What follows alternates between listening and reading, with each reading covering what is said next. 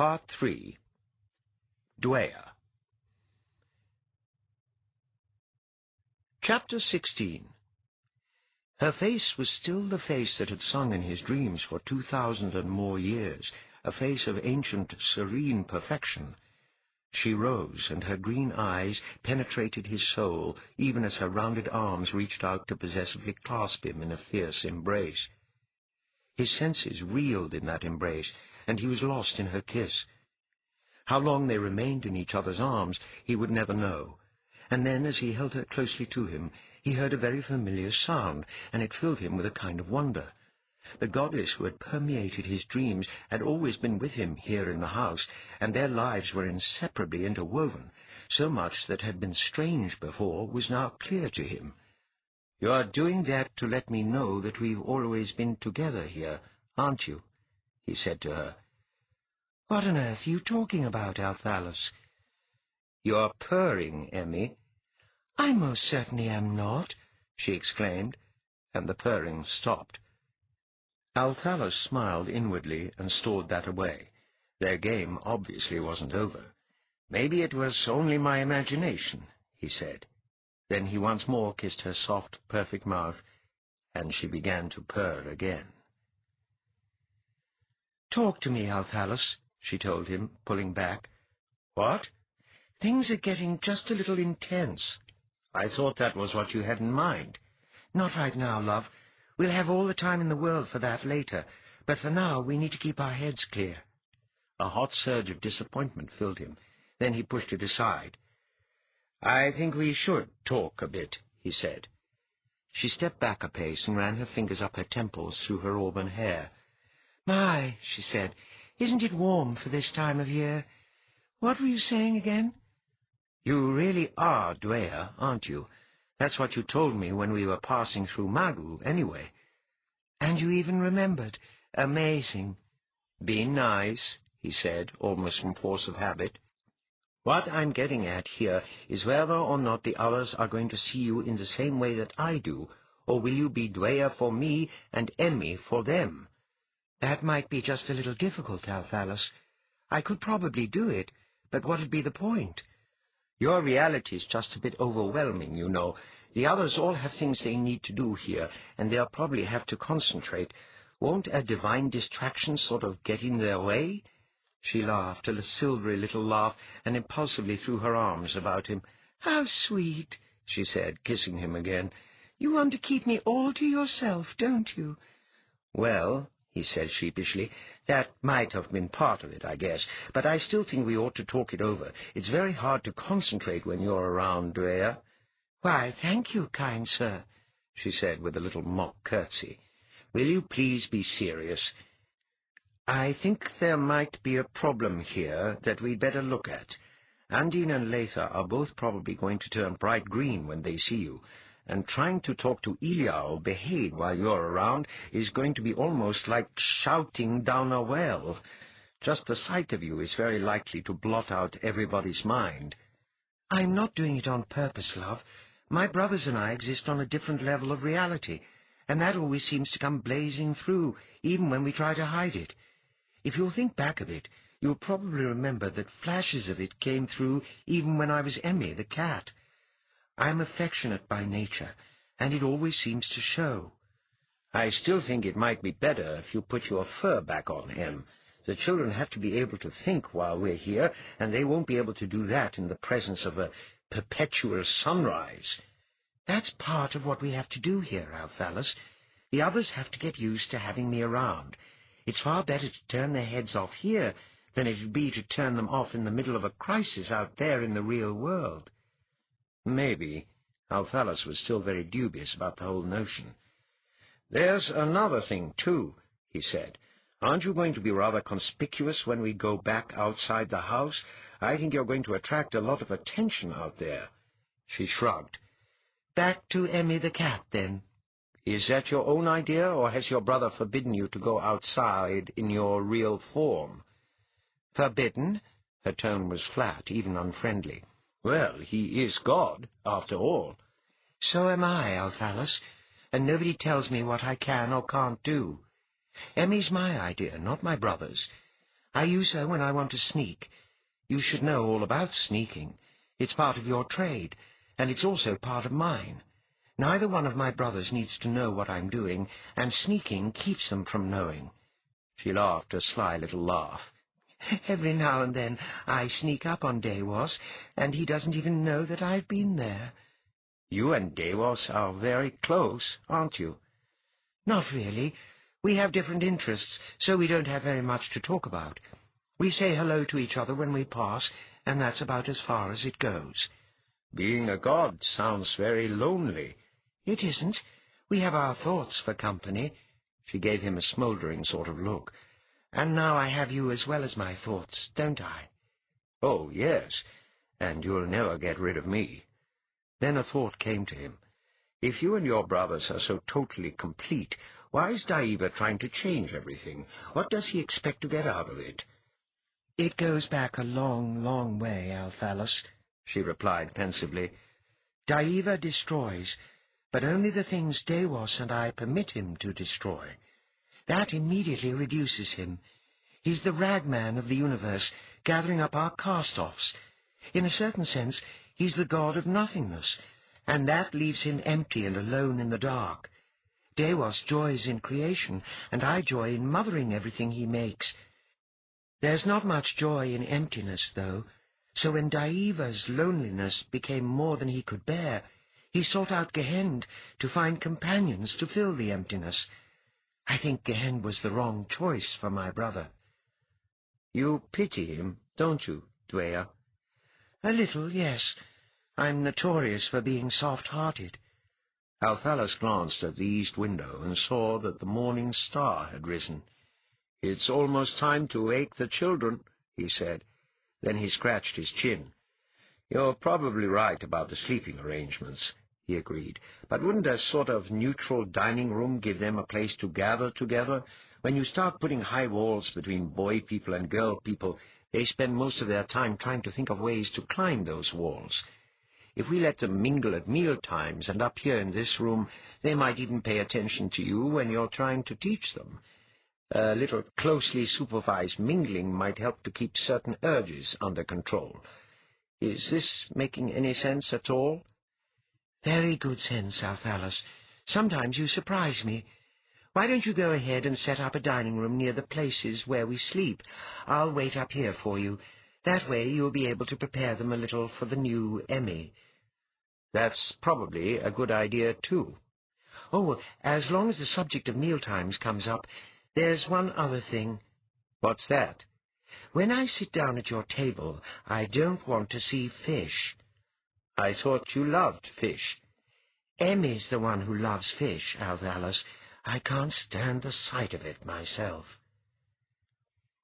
Althalus made some fairly luxurious furniture for their dining room. It cost him no more effort than a trestle-based table and rude benches, and he rather thought that pleasant surroundings might encourage the children to linger and socialize. He felt that if they were close-knit when they went back across the drawbridge, things might go more smoothly.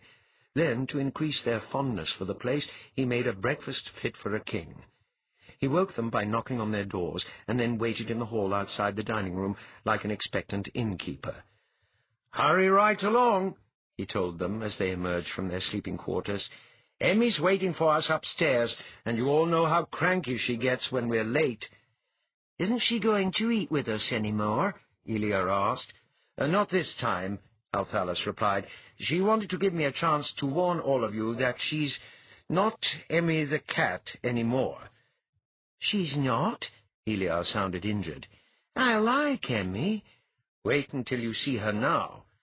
"She hasn't taken her true form, has she?" Leigh gasped. "Oh, yes," Althalus replied fervently. "She's Dweia now, and I think she's going to take some getting used to." Then he felt a faint touch brush his mind.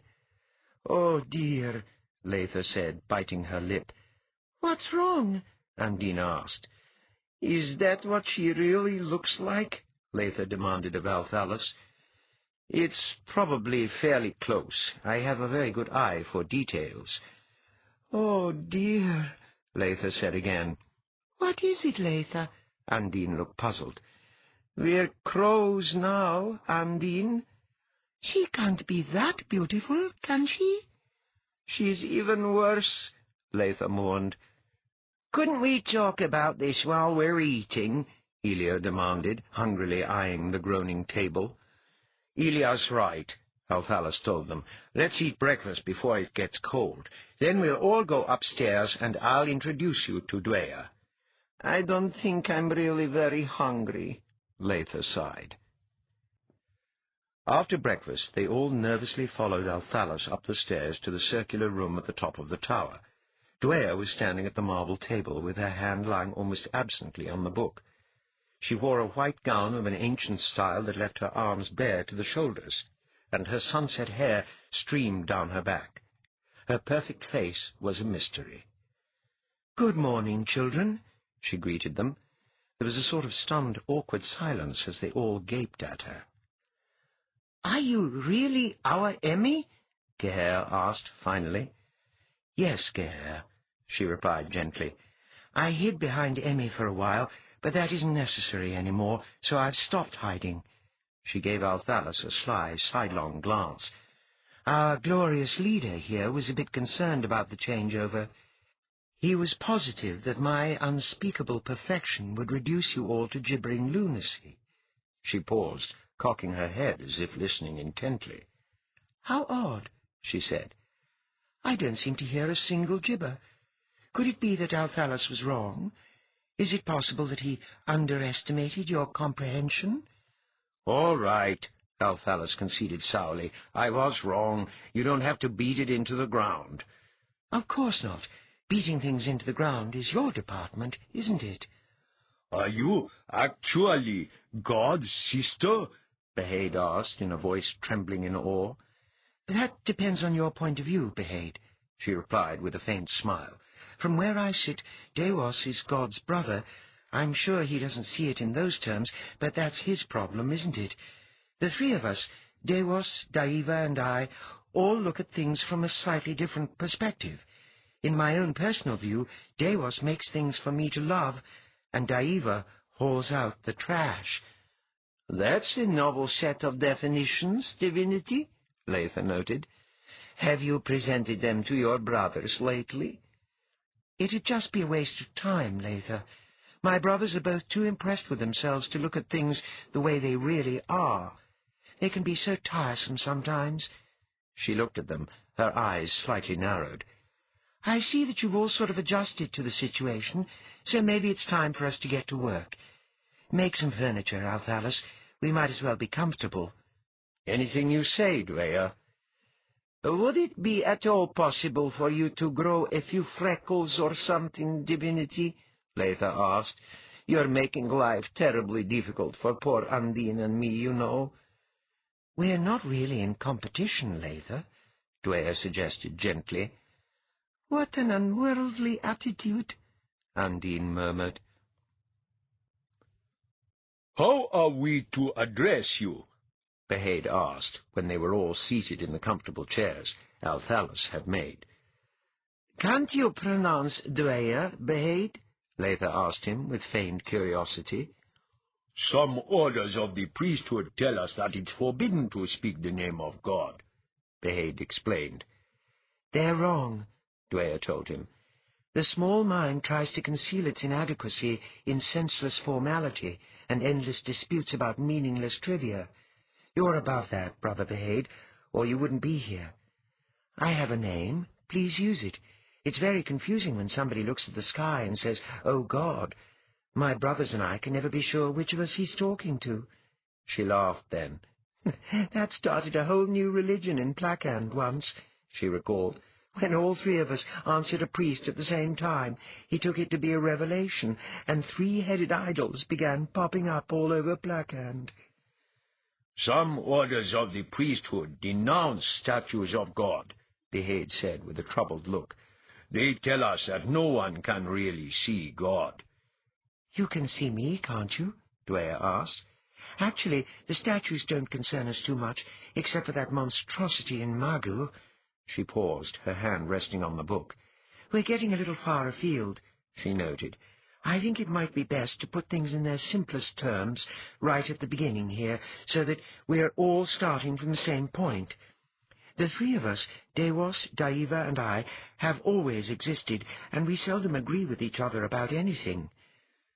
A war of the gods, you mean? Eliar asked. There are only three of us, Eliar, she said. I'd hardly call that a war. As long as only the three of us were involved, our disagreements generated some interesting arguments and not much else. We were civil to each other when we met, which wasn't very often, and we more or less let it go at that. Then man came along, and everything changed. Other creatures take the world as they find it, and so does most of mankind. There are a few men, however, who have urges to tamper, to change things. Some of the changes are good, some aren't, but it's the nature of man to try them just to find out if they'll work. When did all this happen? Behaid asked. The arguments have been going on forever, but man came to this part of the world about 10,000 years ago, searching for open land where he could grow wheat. Probably nothing has changed the world as much as wheat. It guaranteed man's survival, and it kept him in one place long enough to build villages and towns, and that's how civilization began. Anyway, primitive men came up from out of the south, on below Musa and Plakand. There was a vast tropical forest in their original homeland, and chopping down all those trees with stone axes to make room for farmland didn't appeal to them very much, so they came north in search of open country. That was 10,000 years ago? Behaid asked. 10,000 or so, she replied.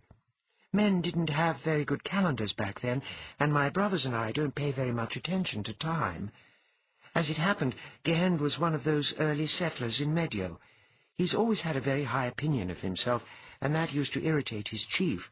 The chief always seemed to think of Gehend when some particularly dirty job came along, and no matter how hard Gehend tried to obey his chief's commands, his efforts were never quite good enough to satisfy his ruler. His resentment bloomed like a well-watered weed, and he soon hated his chief. It's a gloomy sort of story that's been repeated over and over again down through the centuries. Gehend's puffed-up sense of his own worth made it impossible for him to see just how absurd he was sometimes. I think that if he'd been able to laugh at himself, things might have turned out differently. But he couldn't laugh, and that opened the door for Dweia. It didn't take very long. Dweia offered glory and power and immortality, and Gehend accepted it all quite eagerly. Then, just to reinforce his grasp on Gehend's soul, Dweia took him to Nagaresh to corrupt him even more. Leigh gasped. "Not there!" she exclaimed. "Where else?" Dweia said. "Nagaresh is the seat of Dweia's power, after all." "I don't think I've ever heard of it," Eliar said. "It's a place in Nekweros," Leigh told him. "It lies deep under the earth, and it's a place of unspeakable horror." "Only if Dweia wants it to be that way, Leigh," Dweia corrected. Dweia was trying to enslave Gehend, so he provided him with anything he wanted. As far as Gehend was concerned, Nagaresh was a place of infinite delight. At first Dweia was almost like a servant to Gehend, but as his grasp of Gehend's soul became more firm, that changed. Time means nothing in Nagaresh, and Dweia's infinitely patient, so by the time Gehend left, Dweia was the master, and Gehend was the servant. "Do his eyes really burn the way they did in that dream we all had back in our ways?" Eliar asked. "Oh, yes," Althalus told him. "Gehend could light his path through the darkest wood with only his eyes." "It's the mark of Dweia," Behaid explained confidently. "Not entirely," Dweia disagreed. "The fire in Gehend's eyes is his, not Dweia's.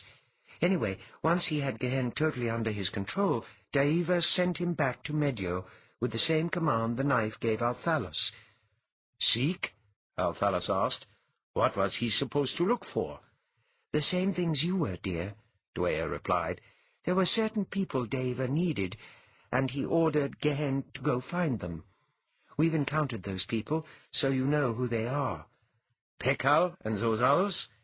"Exactly. Pekhal was the first, and winning him over wasn't much of a problem. It was about 9,000 years ago when Gehen came out of Nagarash and went back to Medio. Pekhal was a murderer who lurked around the outskirts of several villages in central Medio, killing anybody who happened by, carrying anything that took his fancy.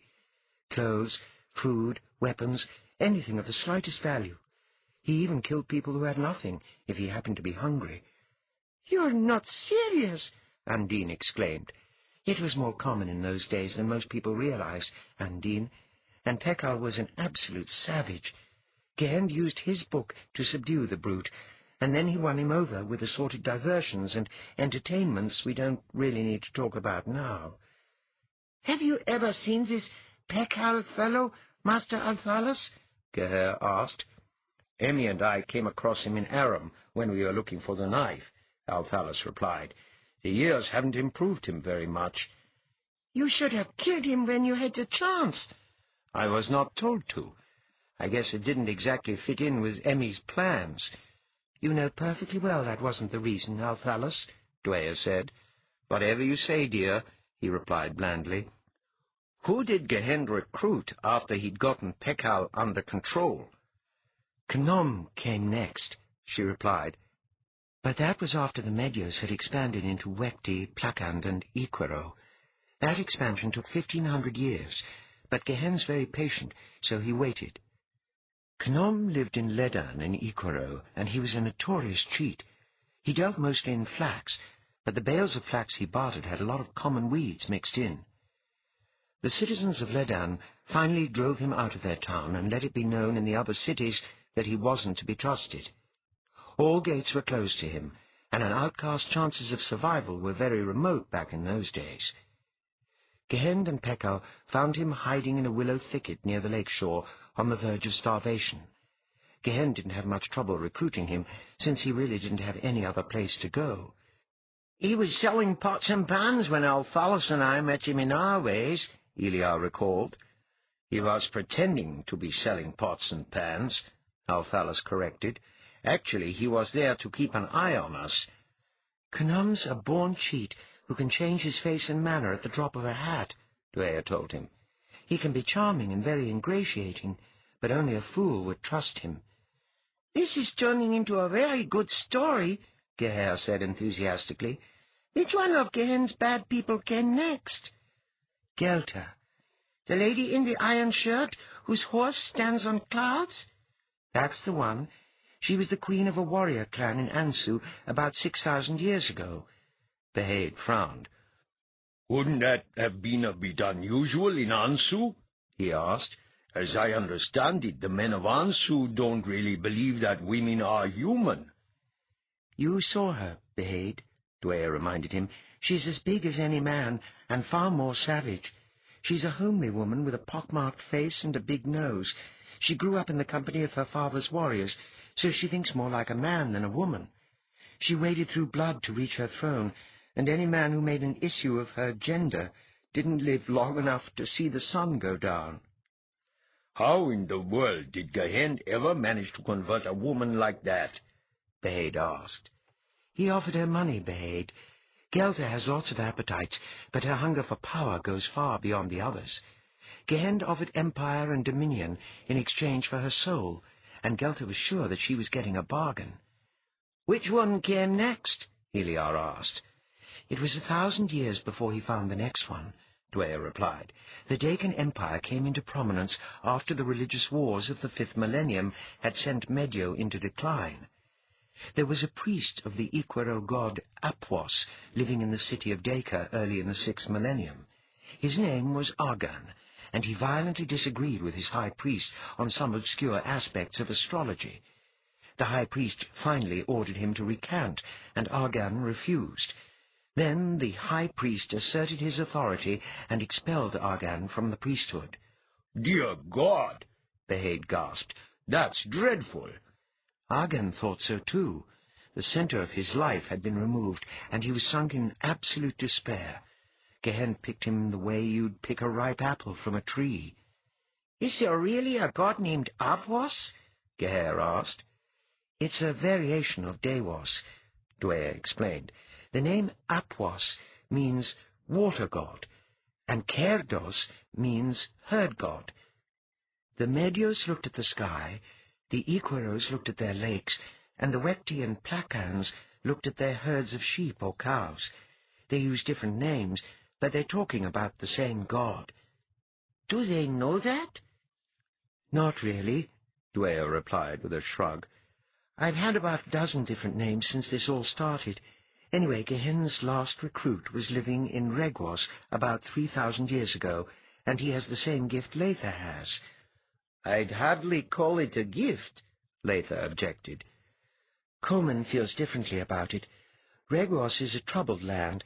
It was originally colonized by Osthos, but the land's not good, and there's very little gold there. We still have a few settlements across the coast, Undine supplied. but they cost us far more than we ever get out of them. They're nothing but a burden. Coleman used his gift to probe for secrets, Dweia continued, and then he sold them. He happened to meet Gehen, and he liked what he found in Gehen's mind. He didn't have to be enlisted. He volunteered. She smiled then. Althalus did something horrible to poor Coleman when we met him, she recalled. Leigh might appreciate it more than the rest of you. Emmy warned me that Coleman was going to try to sneak into my mind, Althalus explained. She told me to start counting, but to put the numbers out of their proper sequence. 1, 2, 3, 17, 9, 43, and so on. Then, just to make it more interesting, I added a few fractions. 7 and 5/8, 92 and 12/32, and some other combinations. Coleman didn't seem to find that very entertaining for some reason. Leith's eyes went suddenly very wide, and she shuddered. "Please, Althalus," she begged, "promise that you'll never do that to me." "Would it really be so painful?" Undine asked her friend. "It'd be awful," Leigh shuddered again. "How did Coleman react when you did that to him, Althalus?" "As I recall, it sent him off down the road talking to himself, and he was using some very colorful language." "It's almost lunchtime, isn't it?" Eliar asked suddenly. "It's only been a few hours since breakfast," Undine reminded him. Her voice seemed oddly gentle, and there was no hint of her usual derision or open hostility toward the young Aram. "I know that the way I talk about food all the time must get tiresome for the rest of you," Eliar half apologized, with an embarrassed expression, "but I just can't help it. An hour or so after I've eaten, I'm starving again." "Why not stuff your pockets full of food, Eliar?" Geher suggested. "That way you'd always have something to nibble on when you got hungry." Eliar's face was shocked. "Oh, I couldn't do that, Geher," he protested. "Eating in front of the rest of you would be terribly bad-mannered." Then Undine burst forth with peal upon peal of rich laughter that filled the tower with music.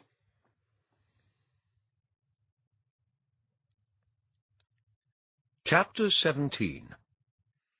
The house was strange for the others, but this was home for Althalus, and it was good to be back. Dweia continued her leisurely lectures on the history of the world, but Althalus didn't really pay much attention. He felt that he knew enough about the world already. If she wanted to waste time giving history lessons, that was up to her, and they wouldn't be going anywhere until spring anyway. Then, after a few weeks had passed, a peculiar idea came to him, and he waited until he and Dweia were alone in the tower to bring it up. "Davos built the house, didn't he?" he asked her. "The word you want is made, not built. There's a difference, you know." "Did he give it to you?" "No, I snitched it." "Dweia!" she laughed. "That got your attention, didn't it? Davos came here to think things over after he'd spun the stars out of his thought. Then he went back out and left the house behind. Since he wasn't using it anymore, I just moved in, as Emmy the cat." "What if he decides that he wants it back?" "That'll be just too bad. The house is mine, Althalus. If Davos wants a house, he can go make another one someplace else. On the moon, maybe." "Does he know that you feel that way about him?" "He should. I told him often enough. He made this world and peopled it. That's all he's supposed to do. It's mine now, and he's just underfoot. We won't be leaving until spring, will we? The seasons aren't really all that relevant here, Pet.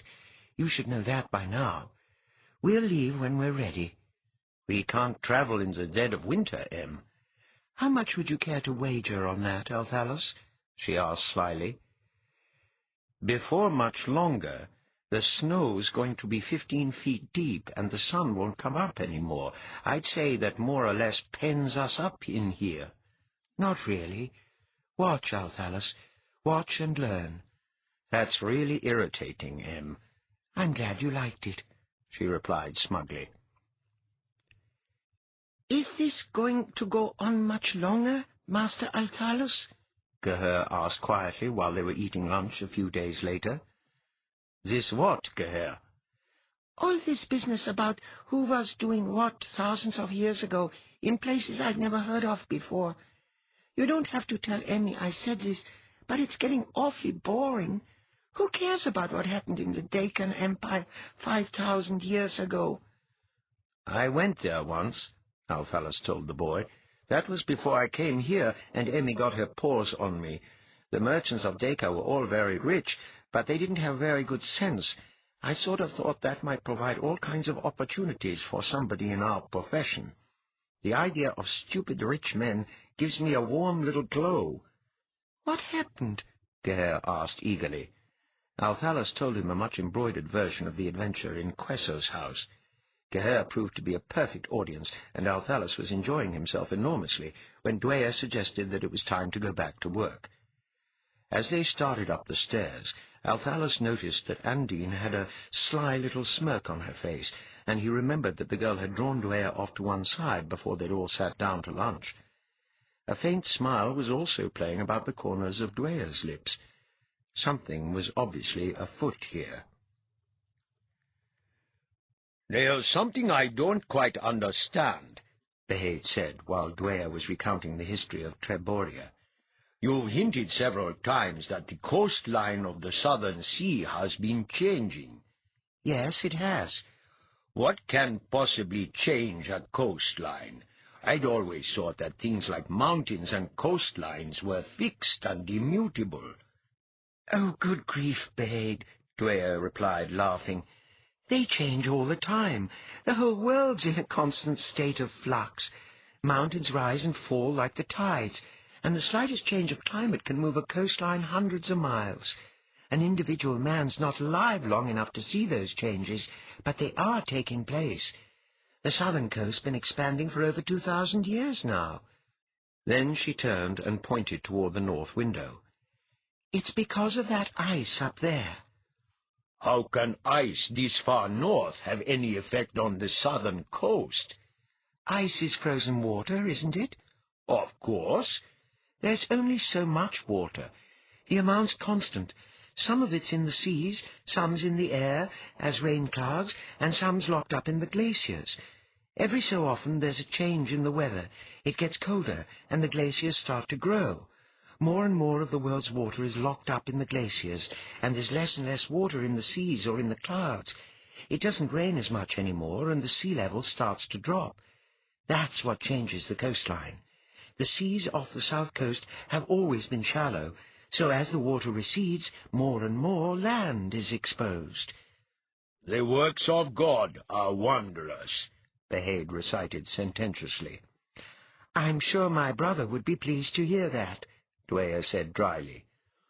"There was rules." "I was talking about my other brother." Behaid stared at her in horror. "This particular change in the weather is Daiva's doing," she told him. "These are interesting times. Daiva's gathered up his people, and I've gathered mine. We're standing right on the brink of a very nice war, Behaid, and Daiva's doing everything he possibly can to give Gehen the advantage. The seas are running away, and when those glaciers start to move, the mountains are going to be ground down into molehills. The drought will bring famine, and empires will collapse. Isn't that exciting?" "It's the end of the world," Behaid exclaimed. "Not if we win, it won't be." "Gives you a nice warm sense of your own importance, doesn't it, Behaid?" Leigh suggested slyly. "Save the world, boy! Save! Save!" "That'll do, Leigh," Dweia scolded the pale girl. "It was too good an opportunity to pass up, Dweia," Leigh apologized. "Isn't it just about time for—" Helios started. Undine was sitting in the chair beside his, and Althalus had noticed that she'd been watching the young Aram quite closely all afternoon. She touched his wrist with one hand and offered him a fairly large piece of cheese with the other. Elio took the cheese almost absently and began to eat. Undine's little smile was rather like the sun coming up. Dweia flicked a quick glance at Althalus, and her purring thought came into his mind. "You saw that, didn't you?" she asked. "Of course," he silently replied. "Did you tell her to do that?" "It was actually her own idea. She has a little bag of tidbits under her chair. Every time Elia's stomach starts to growl, she's going to feed him. If you look closely, you'll probably notice that he doesn't even realize that he's eating. Undine said that she came up with the notion as a way of keeping him from interrupting. But I think there might be a little more to it than that. In a peculiar sort of way, it's something along the lines of Gehair's haircut." "She's a very complicated little girl, isn't she?" "Indeed she is," Dweia agreed. "Fun, though." "How long have we been here, Althalus?" Heliar asked several days later as they were all going up the stairs to the room in the tower. "A month, at least," Althalus replied. "That's what I thought, too. Is something peculiar happening outside?" "Peculiar?" "The days should be getting shorter, but as nearly as I can tell, they aren't." "Dweia's playing with things, that's all." "I don't understand." "I don't either. Not entirely, anyway. She's tampering with time. Most probably what's happening is that we're living the same day over and over again, except that different things happen each time we go through that day." "Would it do me any good to say that's impossible?" "Not much, probably. Gehen's moving around out there, and we've got to be ready to spoke his wheel every time he tries something. The trouble is that we aren't ready yet.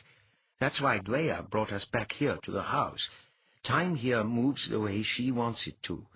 If it takes us years to get ready, she'll give us those years. But when we go back outside, it'll only be a day or so later than it was when we came here." "Except that we'll all be about 15 years older." "I don't think it works that way, Elia." "I don't understand." "Don't feel alone." "Will you please stop browsing, Leigh?" Dweia said later that morning. "I can't control it," Leigh confessed, sighing. "I wish I could. As soon as I look at someone or hear someone talking, this whatever it is seems to home in. Then somebody else says something, and it goes after him. I don't want to do it, but it acts on its own." Dweia opened the book. "Let's do something about that right now," she said. "Your gift, if we want to call it that, is so completely random that it's totally out of control." She leafed through several of the early pages in the book. Then she apparently found the page she wanted. "Here we are," she said, lifting out the page. "This is how Dewas dealt with the same problem. His answer's a little simpler than mine is, so it might be better if you start here. Later on I'll show you how I do it." "I'll try anything, Dweia," Leigh said fervently. "I don't want this thing in my mind." She took the crackling parchment sheet from Dweia and looked at it.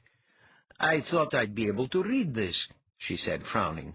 "But the letters aren't the same. I can't make it out at all." "It's a very archaic form, Leigh," Dweia told her. "There's a faster way. Just lay the sheet down on the book, and then put the palm of your hand down on it." "You want me to read with my hand?" Leigh said incredulously. "Unless you'd rather use your foot. Just try it, Leigh." The pale blonde girl dubiously set the page down on the white-covered book and placed the palm of her hand on it. Her blue eyes widened as total comprehension filled them. "It can't be that simple," she objected.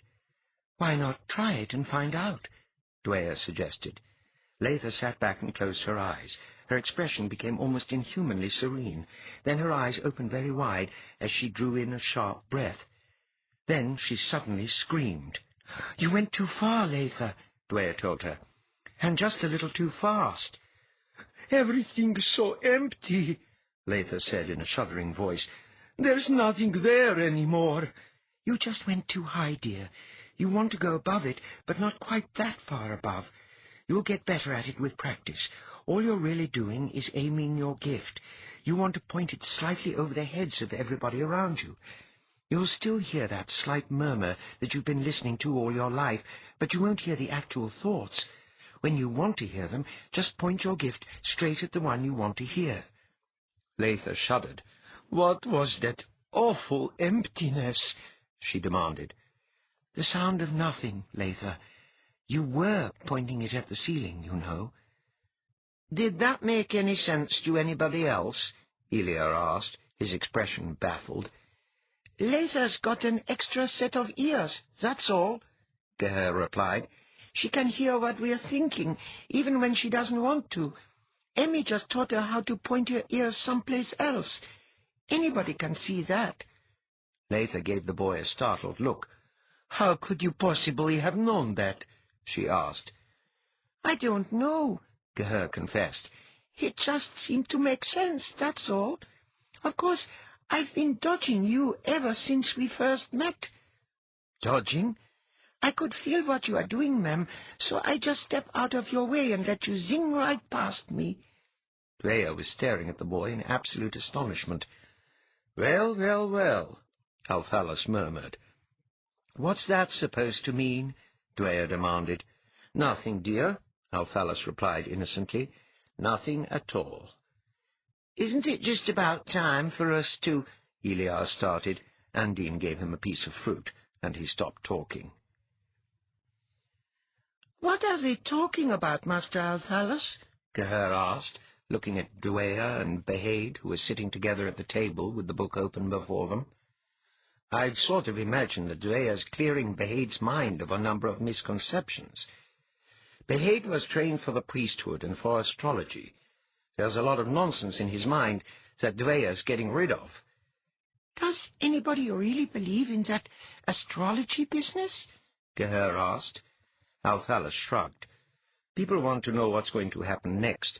They think astrology tells them. It's wrong most of the time, but people keep on believing anyway." "Isn't that sort of stupid?" "Moderately stupid, yes. But most people need to believe in something. There are a few who don't, but they're a bit unusual." "I've never believed very much myself. The sun's probably going to come up tomorrow, and spring usually comes after winter, but just about everything else happens by accident." "That comes fairly close, I'd say. I used to believe in luck, but Dweia's sort of cured me of that." Geher suddenly chuckled. "Undine just did it again," he said. "Elia doesn't even realize she's feeding him, does he?" "Probably not," Althalus agreed. "Elia's a nice, uncomplicated boy. As long as she keeps the food coming, he doesn't ask questions, or even pay much attention to what she's doing." "What I don't understand is why she does it. Back when I first joined you folks, she didn't like him at all. Now she hovers over him all the time."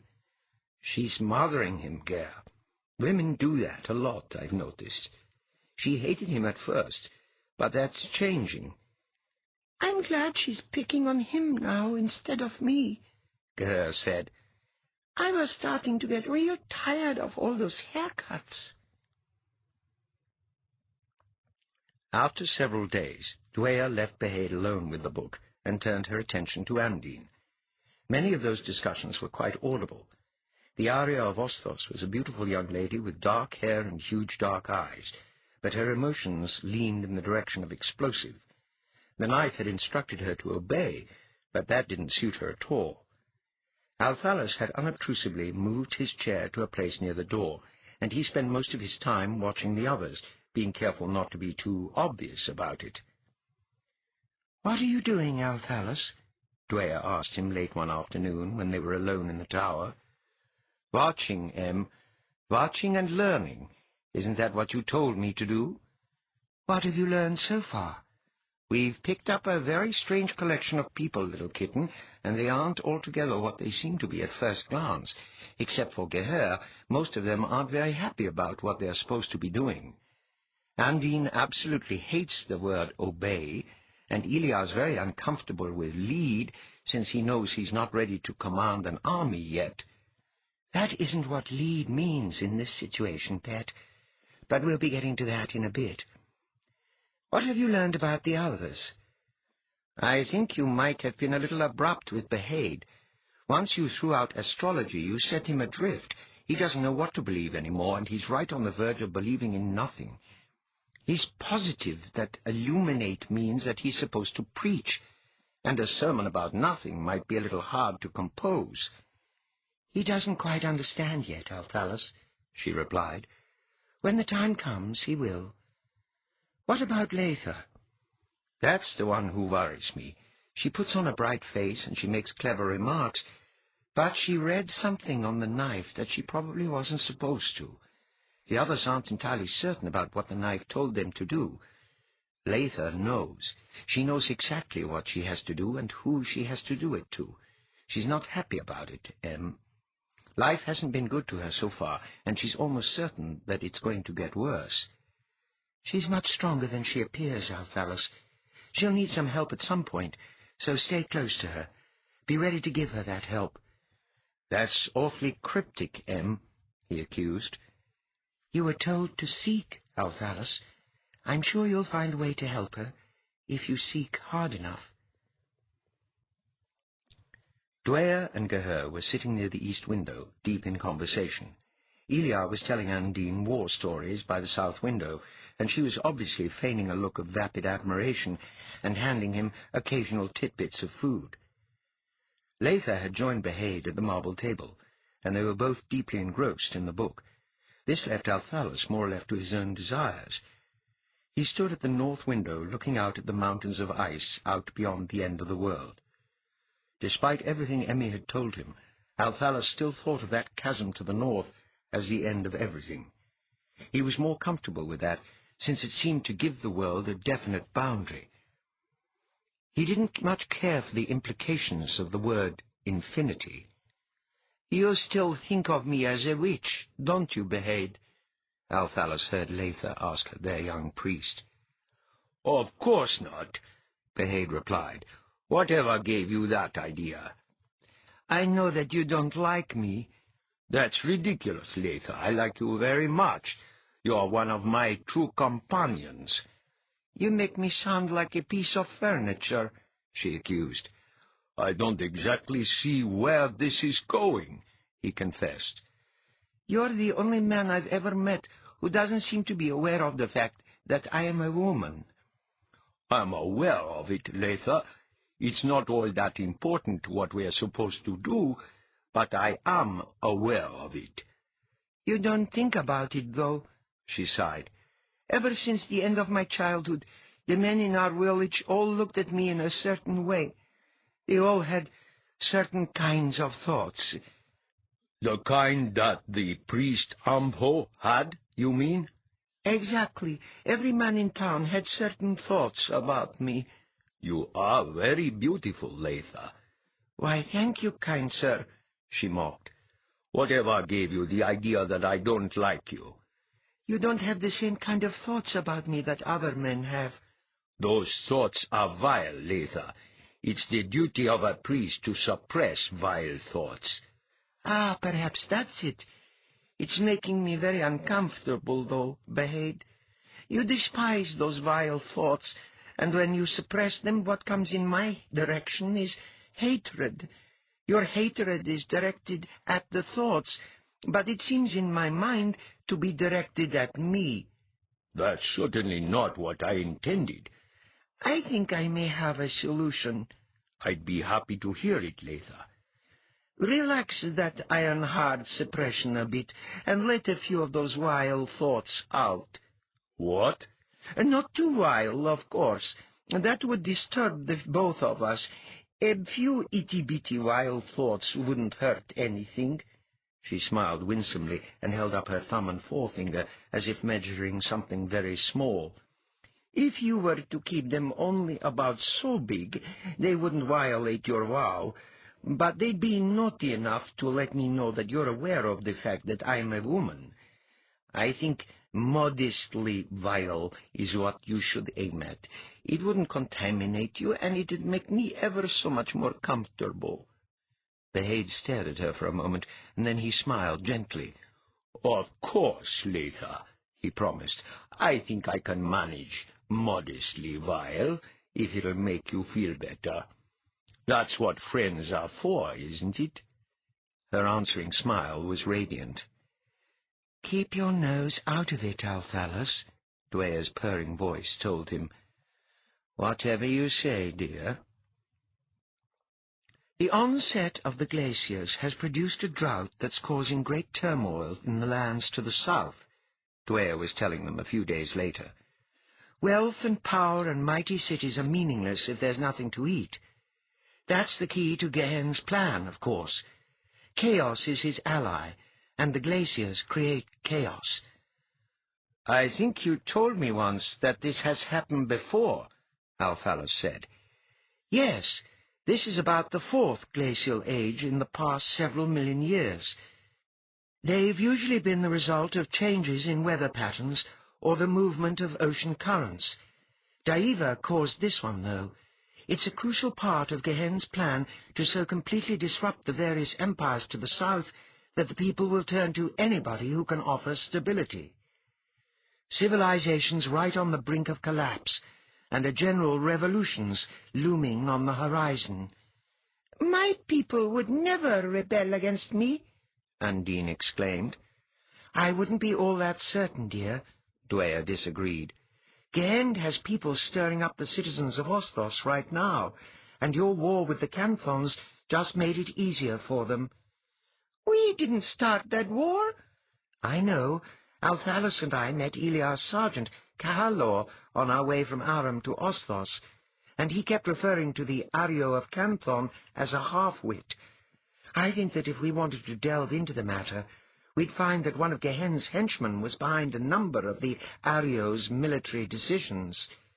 "Sergeant Cahalor was a little unhappy about that war," Eliar remembered.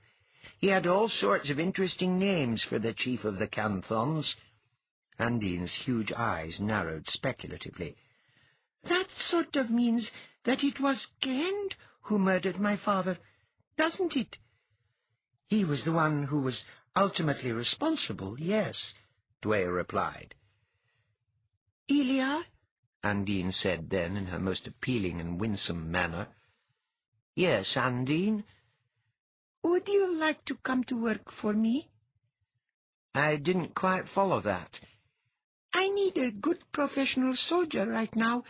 I pay very well, both in money and other benefits." She laid a lingering hand on his bare knee. "I'd have to talk with my chief, Undine, but I'm sure we could work something out. What exactly is it that you'd like to have me do?" "I'd be ever so grateful if you'd track this Gehen person down and butcher him for me. And I want to be there to watch while you do it. I want blood, Eliar, lots and lots of blood, and I'd really like to hear some very loud screams. How much do you think that might cost me?" "I wouldn't think of charging you for that, Undine," he assured her. "We're friends now, and it wouldn't be all that polite for me to take money from you for a simple little favor like that, would it?" Undine gave a little squeal of delight, threw her arms about Eliar's neck, and kissed him fervently. "Isn't he just the nicest boy you've ever seen?" she demanded of the rest of them. Dweia looked pensive the following morning. She sat at the marble table in the tower room with her hand lying on the book and her green eyes lost in thought. Althalus and the others filed in as usual and quietly took their seats. "I want you all to pay very close attention," Dweia told them. "You all know about using the book and about how Eliar uses the knife. Now it's time for you to learn how to use the house." She rose and looked at them. "This may be difficult for you, and some of the things I'm going to tell you will be very hard for you to accept, but you'll have to trust me. I've suggested a number of times that the house isn't really here. But that's not entirely accurate. The house is here, but it's everywhere else as well. Do you mean that it moves around? Geher asked incredulously. Not exactly, she replied. It doesn't have to move, Geher. It's everywhere, all at the same time. You've all noticed how big the house is, I'm sure. Oh, yes, Althalus said. When I first came here to steal the book, I was sure it would take weeks to search every room. Actually, it would have taken you centuries, Althalus, and even then you'd have only scratched the surface. For right now, let's just say that the house is the world. But that's an oversimplification. It's quite a bit bigger than that. When I say that the house is everywhere, I really mean everywhere. When Dweia first made it, this room was all there was, and he went out from here to make everywhere else, and he made a door to each of those places. That's why the house kept growing, and that's why the doors, not the rooms, are important. Let me give you an example. If Undine wanted to stop by her throne room to speak with her High Chamberlain, Lord Dahak Khan, she could saddle her horse, ride on down through Kagwer, slip past Canthon, and eventually reach Osthos. There's another way, though. She could go down the hallway that leads to the south, open a certain door right here in this house, and step through that door into her throne room. It can't be that simple, Behaid exclaimed. No, actually it isn't. Not only does she have to go through the right door, but she also must believe that it's the right door. The key to the door is belief. And if she doesn't believe? Geher asked. She walks into an empty room, Dweia said, shrugging. When I said that belief is the key, I meant exactly that. It's an act of faith, then, Behaid suggested. Exactly. We make things so by believing that they are so. There are people out there who believe all kinds of very strange things, Emmy, Eliar objected. Those things aren't true just because they believe they're true, are they? They're true for them. That's why it's a lot better not to believe in anything, Eliar, Geher told him. That way things don't get all mixed up. It makes the world a little lonely, though, doesn't it? Eliar asked. You learn to live with it. Mankind must believe in something, Geher, Behaid told the boy. Why?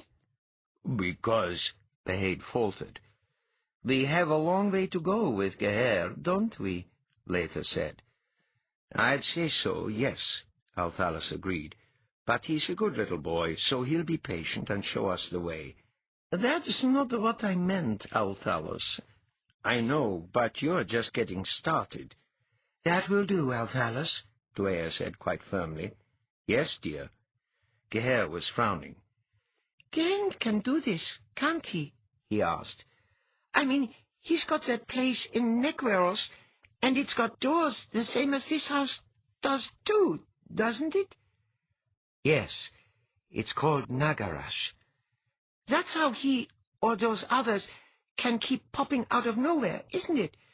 That's going to make this all very interesting. Define interesting, Dweia told him. Fun, Geher said. Geraint pops up here, we pop up there, and nobody knows just exactly where anybody else is, or who he'll have with him when he shows up. This'll be the funnest game anybody's ever come up with.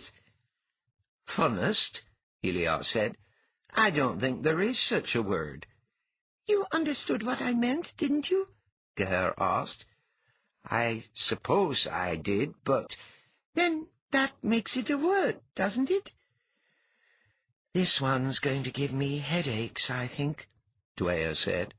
It's Osthos, Undine exclaimed when Eliar opened the door at the far end of one of the long, dimly lighted corridors in the south wing of the house.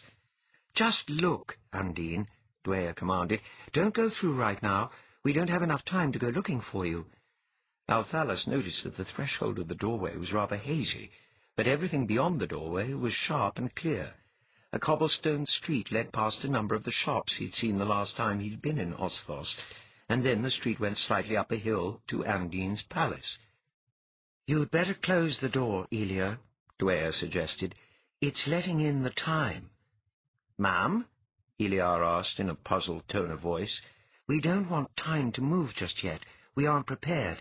We still have quite a bit of ground to cover, and we need to have time stand still until we're ready." "I really don't understand this, Emmy," Eliar said, closing the door. "You don't have to just yet." "You speak of time as if it were some kind of weather, divinity," Leitha observed.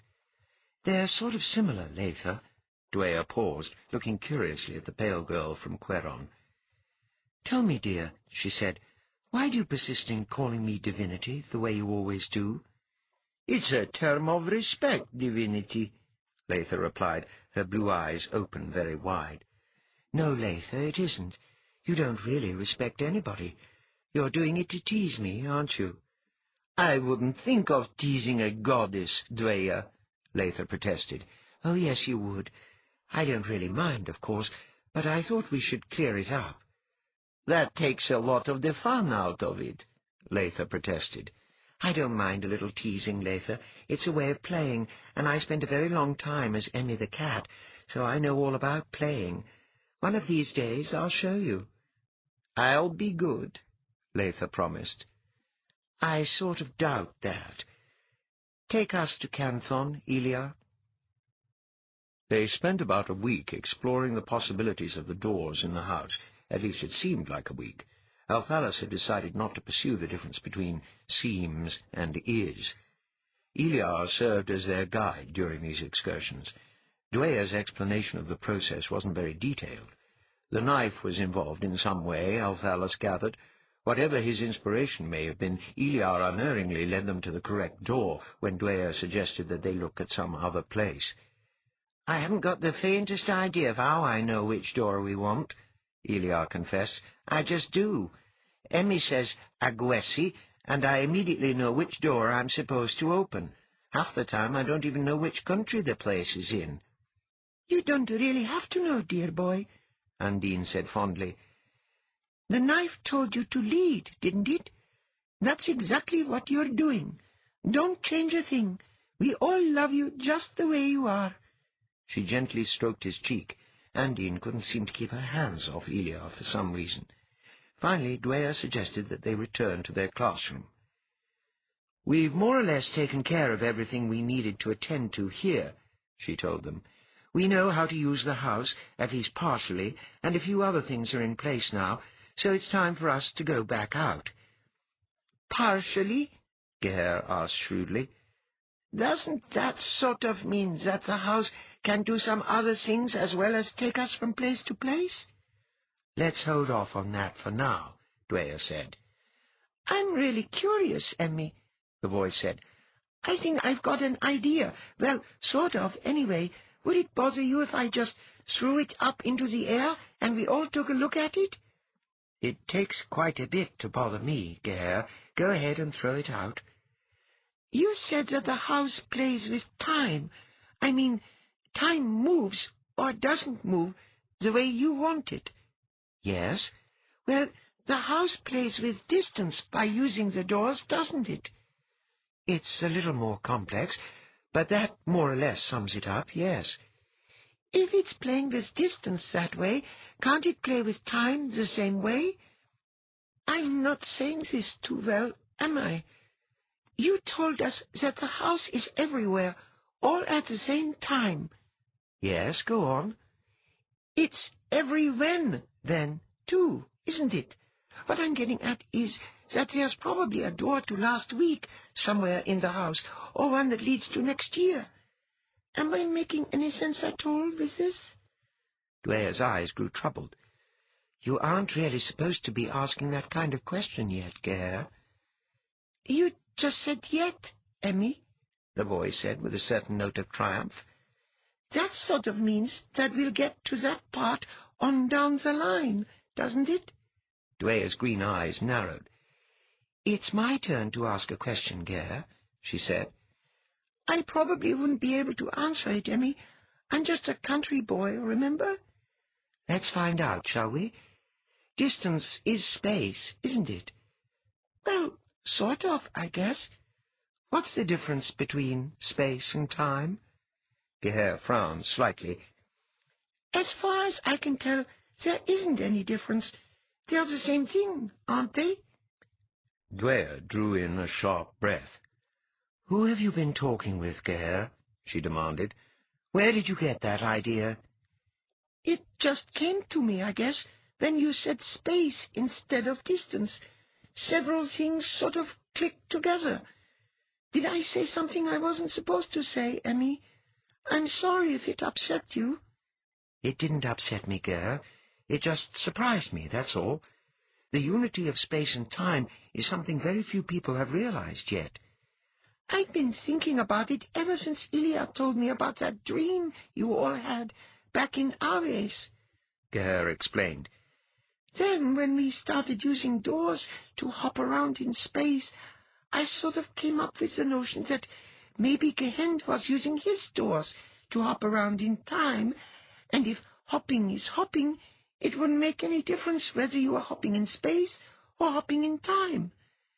That sort of told me that there isn't any difference, that space and time are the same thing.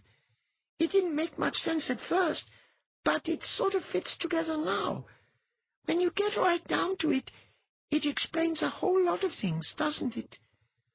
Dear God! Behaid exclaimed in an awed voice. Yes, Dweia replied. I wasn't. I was just, Behaid floundered.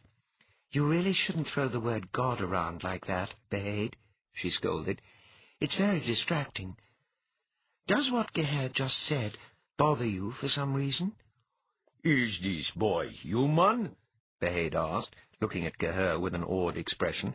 His thought goes so far beyond mine that I can only understand about half of what he's talking about. He is a bit unusual, Dweia conceded. Unusual or not, he's still our Geher, Undine said. She reached out and playfully mussed Geher's hair.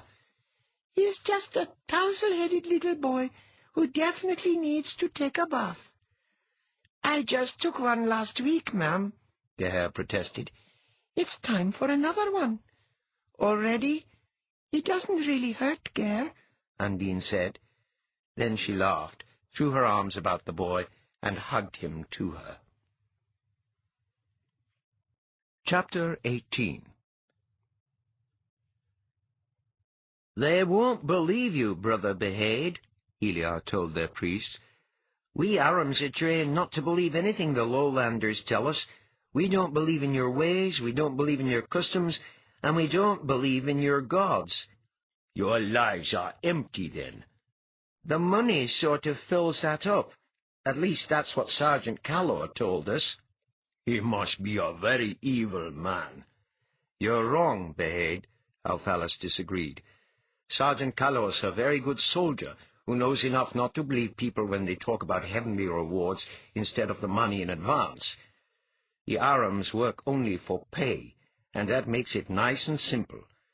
Where can we possibly get enough money to hire all the Arams? I've got a secret little gold mine, Behaid, Althalus replied. I can buy the whole of Aram several times over, probably. The Arams are the best soldiers in the world, and they know how to train other people to be fairly good as well. That's what we really need. The ragtag armies of the rest of the world fight for their beliefs, which can change with the seasons. The Arams fight for gold, which never changes. A platoon of Arams can train an entire army to be fairly good soldiers in about 2 months. Then they'll be able to give that army advice about strategy and tactics. Ilya here is only about 15 years old, and he already knows more about tactics than most of the generals in the Low Country. Ilya made a wry face. When Sergeant Callor teaches, you learn one way or the other, and the first thing you learn is to do just exactly what he tells you to do. He teaches by fist, mostly. That's cruel, Undine said. No, ma'am, Ilya disagreed. Actually, it's a form of kindness. My sergeant was teaching us how to stay alive, and that's just about the kindest thing anybody can do. People get killed in wars. My sergeant trained me not to be one of them. Then it's a kind of love. I don't think I'd go that far. He wanted us to stay alive so that he'd have enough men when the next battle came along. The most important part of strategy is keeping your men alive. If you take care of your men, they'll take care of you. Have we more or less finished here in the house, Dweia? Althalus asked. For now, yes. Then we might as well go talk with Chief Albron.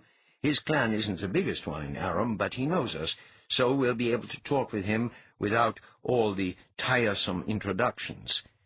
My chief is highly respected by the other clan chiefs, Althalus, Eliar asserted. I'm sure he is, and he and I got along quite well. Of course, I did sort of lie to him about the knife, but I should be able to clear that up without too much trouble.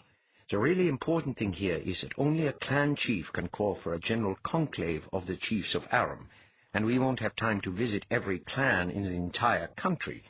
We need to talk to them all at the same time, and Albron's the key to that. The arms room might be best, Eliar, Althalus said to the young Aram that evening at supper.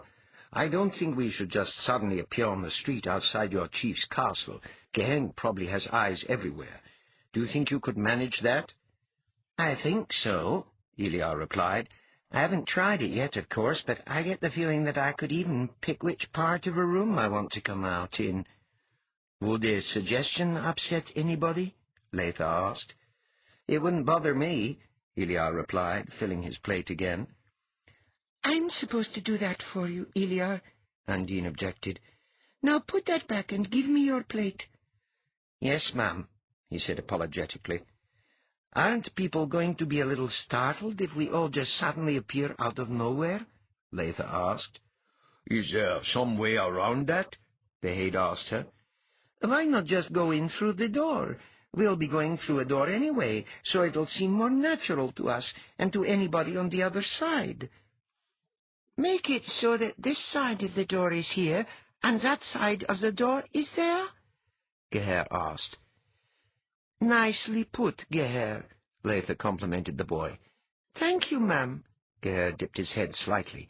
Maybe sometimes, though, we could just pop out of nowhere. Why would we want to do that? Because it'll be funnier that way, Geher said, grinning. I'd love to see somebody's eyes pop out. Then he looked at Althalus. That'd be a slick way to rob somebody, wouldn't it, Master Althalus? You know, pop out, grab his purse, and then pop back in again. We could steal most of the money in the world that way, and never really leave home. Well, now, Althalus said in an almost dreamy voice. Well, now, indeed. Never mind, Dweia told him flatly. Undine set Eliar's plate down on the table in front of him. Eat it before it gets cold, Eliar, she instructed. Yes, Undine, he replied, picking up his spoon. There was something slightly unnerving about the intensity of Undine's expression as she watched Eliar eat. Althalus shuddered slightly and looked away. When did you get back home, Eliar? Reheud, the kilted, red-bearded armourer, asked when they all trooped in through the door to his arms room. Just now, Reheud, Eliar replied. Althalus felt just a bit light-headed as he stepped through the doorway. There seemed to be a peculiar sort of dislocation involved in stepping across all those miles. Just relax, Althalus, Emmy the cat purred softly to him from her customary place in the hood of his cloak. Althalus realized that it was ridiculous, but he had missed Emmy during the past several weeks. I wasn't sure it was really going to work, Em. Looking through a doorway at a place hundreds of miles away is one thing, but crossing all those miles with a single step is something altogether different. You didn't trust me? Of course I did, Em, at least out in front.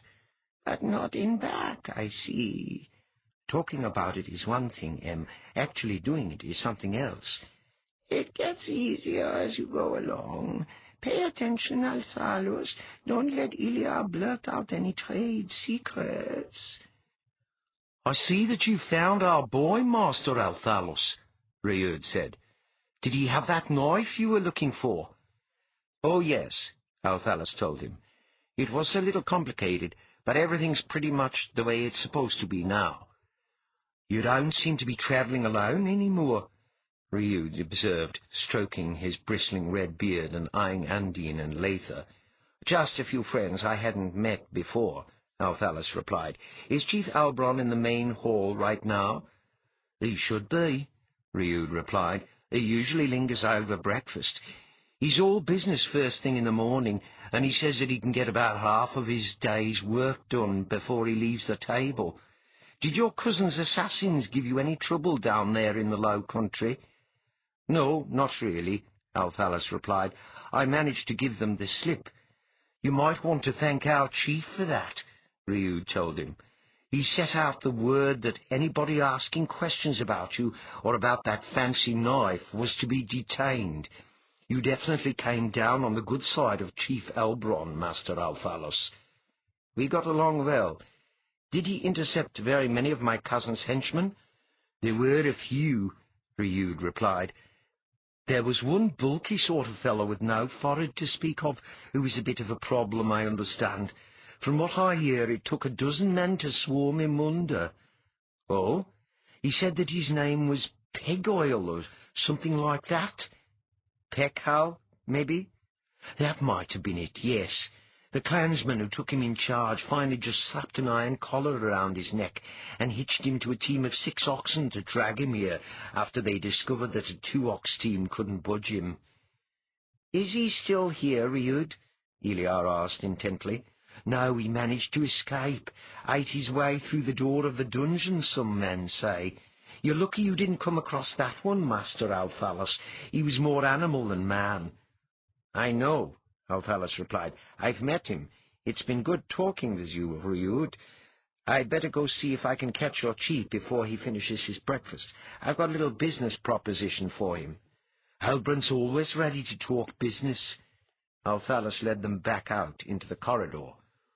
"Interesting," Behaid said. "You must be making a hen very nervous, Althalus, if he's got his primary henchman out looking for you."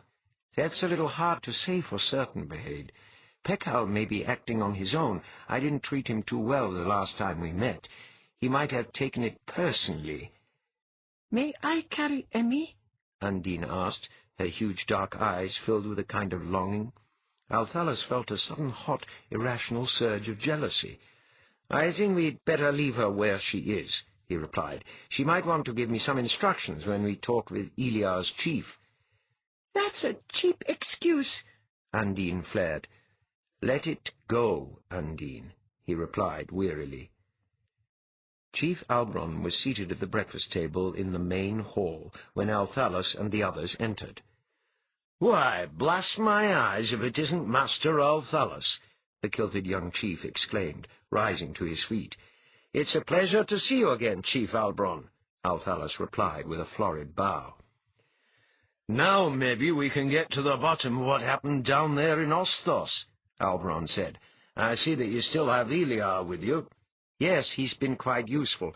Oh, speaking of that, I think I still owe you for his services." "We can settle that later. What in the world were you doing down there? Those boys you sent home all kept babbling sheer nonsense when they got here." "We might want to discuss that privately, Chief Albron," Althalus replied cautiously. "There's quite a bit going on that you should know about, and some of it's on the peculiar side." "Eliar!" a stern voice barked from the far end of the table. "Have you forgotten your manners?" Eliar winced. "Sorry, Sergeant Calor," he said quickly. "I didn't want to interrupt." "That's no excuse. Report." "Yes, sir." Eliar drew himself up into a rigid posture and snapped a smart salute to Chief Albron. "Soldier Eliar reporting, sir," he announced. Albron returned the salute. "You're still growing, I see, Eliar," he noted, "and you seem to be filling out quite a bit." "Yes, sir." "Relax, boy," Albron said, smiling. "Your mother told me that you'd paid her a visit late last summer. Why didn't you report in then?" "I ordered him not to, Albron." Althalus stepped in. "We were on a sort of secret mission, and I didn't want any unfriendly eyes catching sight of our boy. That's one of the things we'll want to talk about when we are alone." You're definitely stirring up a lot of curiosity, Althalus. Why don't we adjourn to my study, where we can talk more freely?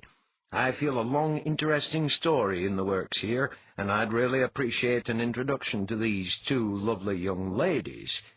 If I might suggest it, maybe Sergeant Calor should sit in, Althalus said. I think he's going to be involved before long, so he might as well hear this from the beginning. One of Albron's eyebrows went up. I'm hiring, Chief Albron, Althalus said bluntly. Are you interested?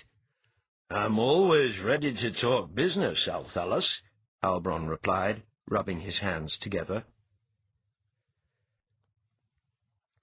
What really happened in Ostos, Eliar? Sergeant Calor demanded as they all followed Chief Albron down a long, torchlit corridor toward the back of the stone castle. Your friends were very confused when they finally got home. I'm not really all that sure myself, Sergeant Calor, Eliar confessed. There were a lot of things going on that I didn't quite understand back then, and they still don't make too much sense. Althalus bought me and the others from Andine. He told her that he was going to sell us to the Ansus to work as slaves in the salt mines. As I remember it, Andine wanted to drink all your blood along about then. What made her change her mind? Emmy took care of that. Who's Emmy? She works with Althalus. I think I'd better let him explain that. If I tried, I'd get it all scrambled. There's a whole lot going on that I don't understand. The room Chief Albron had called his study was a comfortable sort of chamber with a large fireplace and a rush-strewn floor. It had a number of books on a long shelf, as well as quite a few scrolls. "Do you read very much, Althalus?" the kilted young chief asked. "I've studied quite a bit, Albron, mostly one fairly large book. You've got quite a few volumes here." "A hobby of mine. I've taken a fancy to Treborian poetry here lately." "And who's your favourite?" Andine asked. "I rather like the sweep of the epics of Sendri, madam," Albron replied, "one of the major poets of Canthon." "You're wasting your time, Chief Albron," she told him vehemently. "Cantonese poetry isn't worth the parchment it's written on." "Our dear Arya has opinions, Chief Albron," Leigh said with a faint smile. "Arya?" "How forgetful of me," Althalus said. "Chief Albron, the dark-haired young lady with the musical voice is Arya Andine, the ruler of Ostos.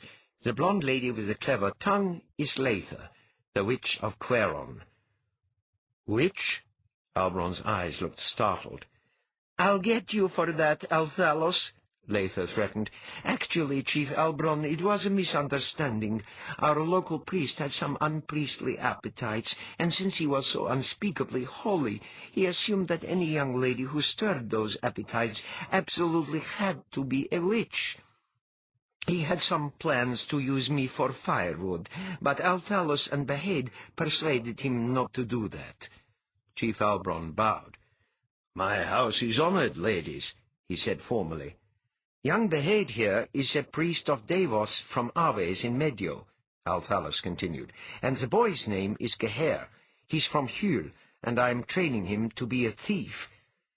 "You have an oddly assorted group of companions, Althalus." "Oh, by the way, did you ever find that knife you were looking for?" "Oh, yes. Eliar's got it tucked under his belt right now." "I thought you were going to take it to your uncle back in Ansu." "Oh, actually, the story I told you when I was here last time wasn't entirely true." Althalus made a slight face. "When you get right down to it, Albron, I just made it up out of whole cloth. If I tried to tell you why I really needed the knife, you'd have had me chained up as a dangerous lunatic. I hate to admit it, but I'm sort of working for God." "You struck me as a man with better sense than that, Althalus. Is that what this is all about?" "I'm afraid so. It wasn't really my idea, but God has ways to make people do what she tells them to do." "She?" "It's fairly complicated." Albron shook his head with an expression of profound disbelief. "I thought better of you.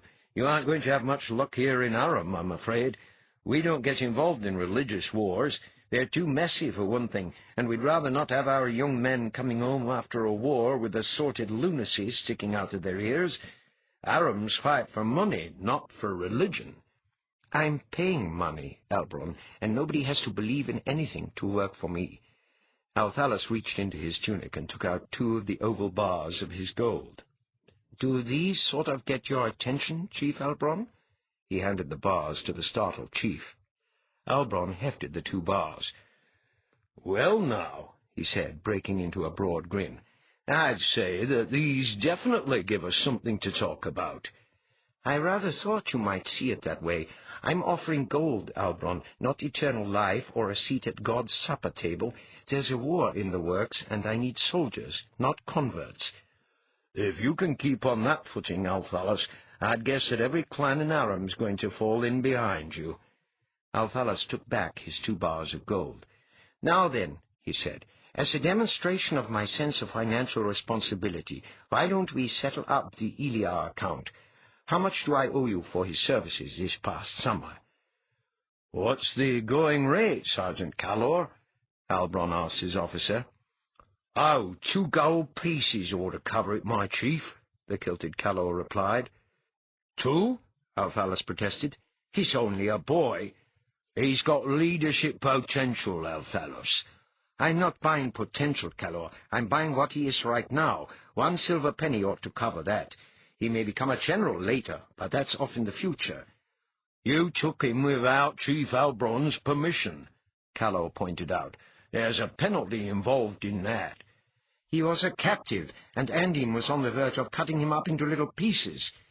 That's true, Calor conceded, and you did sort of save his life, I guess. I might be able to go as low as 1 gold piece. A half a gold piece, nothing higher. 15 silver pennies, Calor countered. 12. Just to keep this on a friendly footing, why don't we say 13? Remind me never to trade horses with you, Sergeant Calor, Althalus said sourly. All right, 13, then. I think Sergeant Calor might be just about due for a promotion, Chief Elbron mused. I don't know that we need to go into any extended details here, Chief Elbron, Althalus said somewhat later. When you get right down to it, we are not so much fighting for our religion as we're fighting against somebody else's. There's a man named Gehend who wants to convert the whole world to the worship of his god. We are going to prevent that. Gehend's formed little secret groups of his converts in most of the lowland countries, and those cults are stirring up rebellions. The official armies down there are mostly ceremonial. They're very good at polishing their armor, but not much good in a fight. That's why I'm here. Arams are real soldiers, and I want to hire them to train and advise the lowlanders to fight their own wars, at least this one. You're asking me to put myself out of business, Althalus, Elbron objected. Not really. After we've smashed Gen's armies, things should go back to normal. The princes of the Low Countries will still break out in rashes of ambition, and they'll come here to Aram to hire professionals to do their fighting. It's a matter of economics, Elbron. It's very expensive to train and maintain an army. Even when there's no war, you have to keep feeding them. It's cheaper in the long run to hire Arams. How big is your treasury, Althalus? Elbron asked. Big enough, I hope. How long do you think it's going to take to gather the clan chiefs together for a general conclave? I'd like to talk to them all at one time. Next spring's probably as early as they can all make it, Elbron replied. Once the passes are snowed in, nobody travels in Aram. Althalus feigned a thoughtful expression. Will that be soon enough, Em? He sent his silent question back over his shoulder. That's more or less what I'd planned, Althalus, she replied. I know Arams well enough to realize that it takes them a while to get started. Gehend isn't quite ready yet either, so I'd say that the war won't start until about the middle of next summer. I'll check my schedule and see if I can work it in, he told her. The rivers rushed cold and clear through the canyons, and eagles soared on high, and wolves stalked the forests. The mountains and forests were silent, silent. And then came from afar the wailing of utter despair, and with that wailing the people came from out of the west. Crude they were, clad in half-rotten hides of beasts, and red were their tools and weapons, axes and mattocks of ruddy copper. And Gehend walked among the people, whispering, whispering, and his eyes burned the ruddy flame of copper, and the people were afraid. But Gehend urged them on, and to the rivers they went. And behold, gold there was in the rivers. And Gehend commanded them, saying, Seek the gold, O ye people, and offer it up to Dweia, who is your God. For gold is fair in the eyes of Dweia, and he will bless ye in that ye offer it unto him. And the people fell to hard toil, searching the rivers for yellow gold, and all the while the wailing echoed from the mountainsides, and the people were afraid, afraid as they toiled. "Noisy night, wasn't it?" Althalus said to the shaken Chief Albron the following morning. "Were you having nightmares too?" Albron asked. "Oh, yes, and so was everybody else, most likely. That's not all that unusual, you know. An overripe piece of meat in the stew can do strange things to everybody at the supper table. This particular nightmare didn't grow out of rotten meat, though. It was a present from Gehend. You saw a group of frightened people dressed in fur and carrying copper tools, right?" "How could you possibly know that?" "I had the same dream, Albron. Most likely everybody in the castle had that dream. Gehend's done this before. He's trying to change reality. That's what this upcoming war's all about. Gehend wants to change some things that we don't want changed. So we're going to stop him." "How in the world can you stop somebody with that kind of power?" Albron's face had gone ashen, and his hands were trembling. "I sort of thought I might kill him just a little bit," Althalus replied. "People usually cooperate with you after you've killed them." "Would you like to borrow my sword?" Albron offered. "Did you hear that dreadful howling sound during your dream?" he asked, shuddering. "Oh, yes," Althalus replied fervently. "Any time you hear that, you will know that Gehend's playing tricks with your mind, and that what you're seeing is something that he thought up." "How did you find that out?" "You don't really want me to answer that, Albron. You're a confirmed skeptic, and if I told you where I got this information, you'd think that I was trying to convert you. I'm not a missionary. I don't tamper with the beliefs of other men. That isn't why Dweia hired me. She hired me because I'm the finest thief who ever lived." "You're getting paid to do this?" "Of course. It's very unprofessional to work for nothing. Oh, speaking of that, I'll be gone for the next few days. I think I'd better pay a little visit to my gold mine, unless you and the other chiefs of Aram would care to accept my promissory note. I'd be happy to sign, of course, but—" He broke off, grinning broadly. "If it's all the same to you, my friend, why don't we keep all accounts current?" Albron replied. "I rather thought you might look at it that way. My name might be responsible for that. Isn't it one of the commandments of the Aram religion not to trust anybody named Althalus?" "It's right up at the top of the list, my friend." "Perquane," Elia objected the next morning after he, Althalus, and Behaid had returned to the house. "There isn't any gold in Perquane, Althalus." "That depends on where you look," Althalus replied. "It's not a natural gold deposit, Elia. It's a treasure room in the ruins of an old house." "How did you find it?" Behaid asked him. "Emmy took me there when we were on our way to Osthos. How much detail do you need to find the right door, Elia?" "Not much, really," Elia answered. "Emmy and I practiced a bit before we all went to my chief's castle. You have to know exactly where you want to go, but I don't." "That doesn't make any sense, Elia," Behaid objected. "I know. I told Emmy the same thing, but she showed me that I was wrong. The knife's involved in it somehow. If Althalus has a sort of picture of the place in his mind, the knife picks up that picture and tells me which door I'm looking for. I guess the knife can do the same sort of thing Leigh does. It reaches out and picks the information it needs out of people's minds. Then it tells me where to go. Emmy wasn't really too clear when she was telling me how it worked. You know how she is sometimes. She said that it wasn't important for me to know how it worked, just that it would. "That's our Emmy, all right," Behaid said. "And there's a lot more to that knife than she's told us, I think." "Someday we might want to talk with her about that," Althalus said. "For right now, though, let's grab our shovels and go dig up some gold."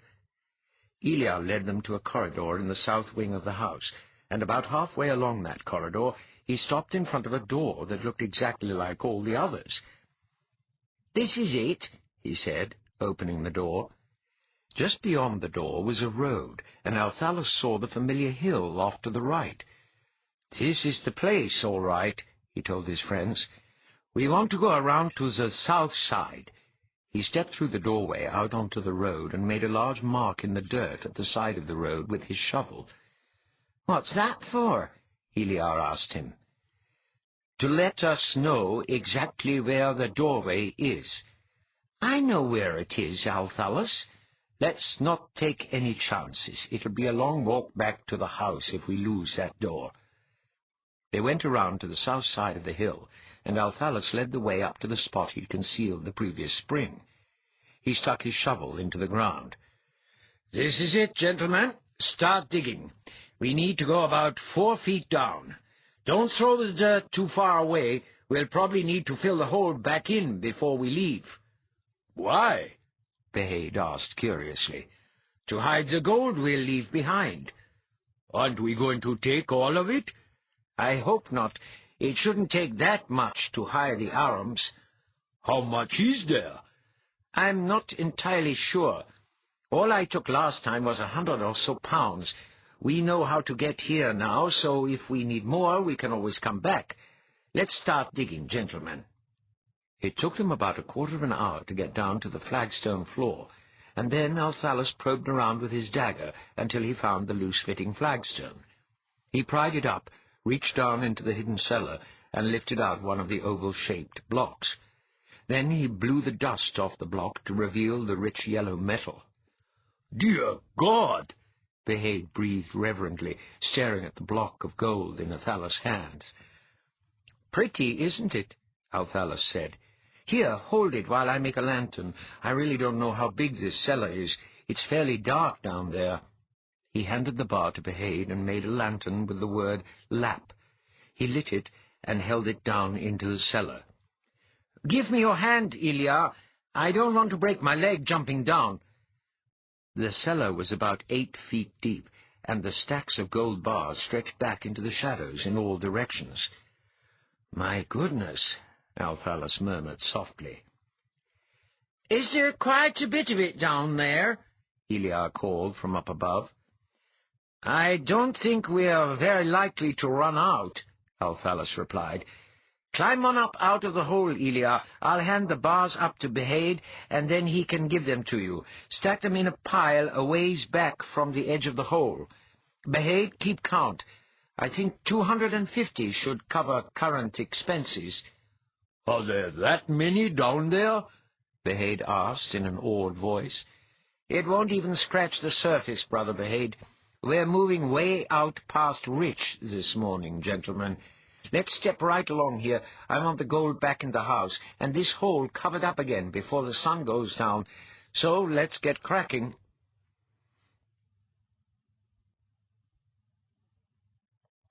Chapter 19. "Why not just leave it in bars?" Eliar asked as the three of them sat in the tower staring at the carefully stacked wealth they'd brought to the house. "Most people have never seen a bar of gold," Behaid explained. "They recognize coins because they probably handle them every day." "You could be right about that, I suppose," Eliar conceded. "But why Perquane coins?" Behaid shrugged. Perquane coins are a standard all over the known world.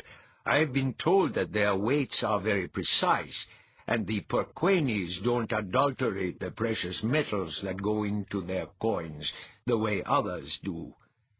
Eliar eyed the stack of bars. This is going to take quite a while, isn't it? Not really, Althalus told him. Emmy showed me some shortcuts the last time we did this. When was that? Just before I brought you from Andine. Althalus scratched at his ear. Maybe I'd better make some stout kegs first, though 20,000 coins might just be a few too many to carry in my purse. Are you busy right now, Elbron? Althalus asked the young clan chief the next morning after breakfast. Not really. Why? There's something I'd like to show you. All right, where is it? Not too far, Althalus replied evasively. It's snowing outside, you know. That shouldn't be any problem. Shall we go? Eliar and Behaid were waiting for them in the corridor outside Rahud's armory, and Eliar straightened and saluted his chief. "What are you up to, Althalus?" Halbron asked suspiciously. "I want to prove to you that I really do have the wherewithal to hire the clans of Aram." "You're keeping your gold in my armory?" "Well, not exactly. We have to go through the armory to get to the place where I keep it, though. Take us through the door, Eliar." "We go through here, my chief," Eliar said, opening the armory door. Then he led them across the threshold into the tower room of the house. "This isn't my armory," Halbron exclaimed, looking around in astonishment. "No, it's not," Althalus replied. "Where are we?" Halbron's eyes were wild. "It's a different sort of place, Halbron. Don't get all excited. You're perfectly safe." "We just took a sort of shortcut to get here, my chief," Eliar said. "There's no danger here. This is probably the safest place in the whole world." "This is what I brought you here to see, Halbron," Althalus said, gesturing at the stout wooden kegs lined up along the curving north wall. "After you've seen what's in those kegs, we can go back to your castle." Halbron was still wild-eyed, and his hand was on the hilt of his sword. "What sort of—" He broke off quite suddenly when Behaid opened one of the kegs, reached in, and lifted out a handful of gold coins. The priest raised his hand and slowly let the tinkling coins cascade back into the keg. "Pretty, aren't they?" Althalus murmured. "Are all those kegs filled with—" Halbron broke off as Behaid scooped more coins out and once again let them fall in that musical cascade. "Why don't you look for yourself, Halbron?" Althalus invited. "Open every keg, pour them onto the floor if you want. That's why we came here. It doesn't really matter how we got here. That's a little detail you don't need to concern yourself with.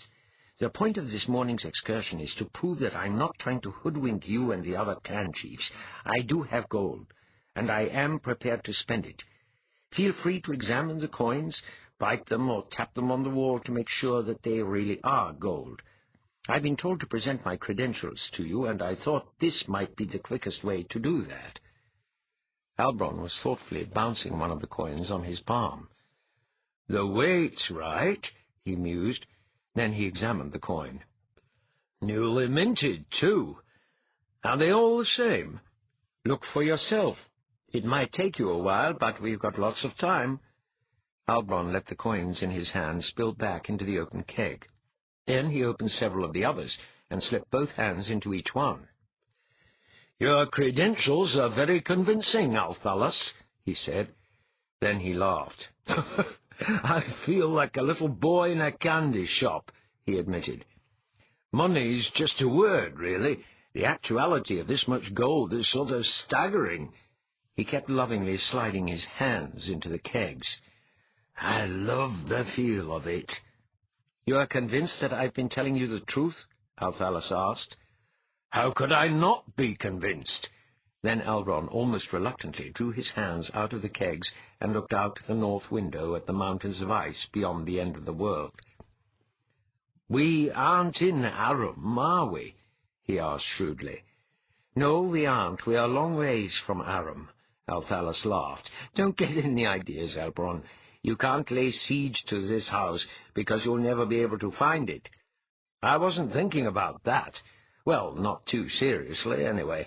It isn't wise to show an Aram that much gold all in one place at one time, Althalus. Would you like to see some of the rest of the house?" "I think I would, yes. You've managed to stir my curiosity." "Good. I'll give you the grand tour, then, and we can talk about this and that as we go."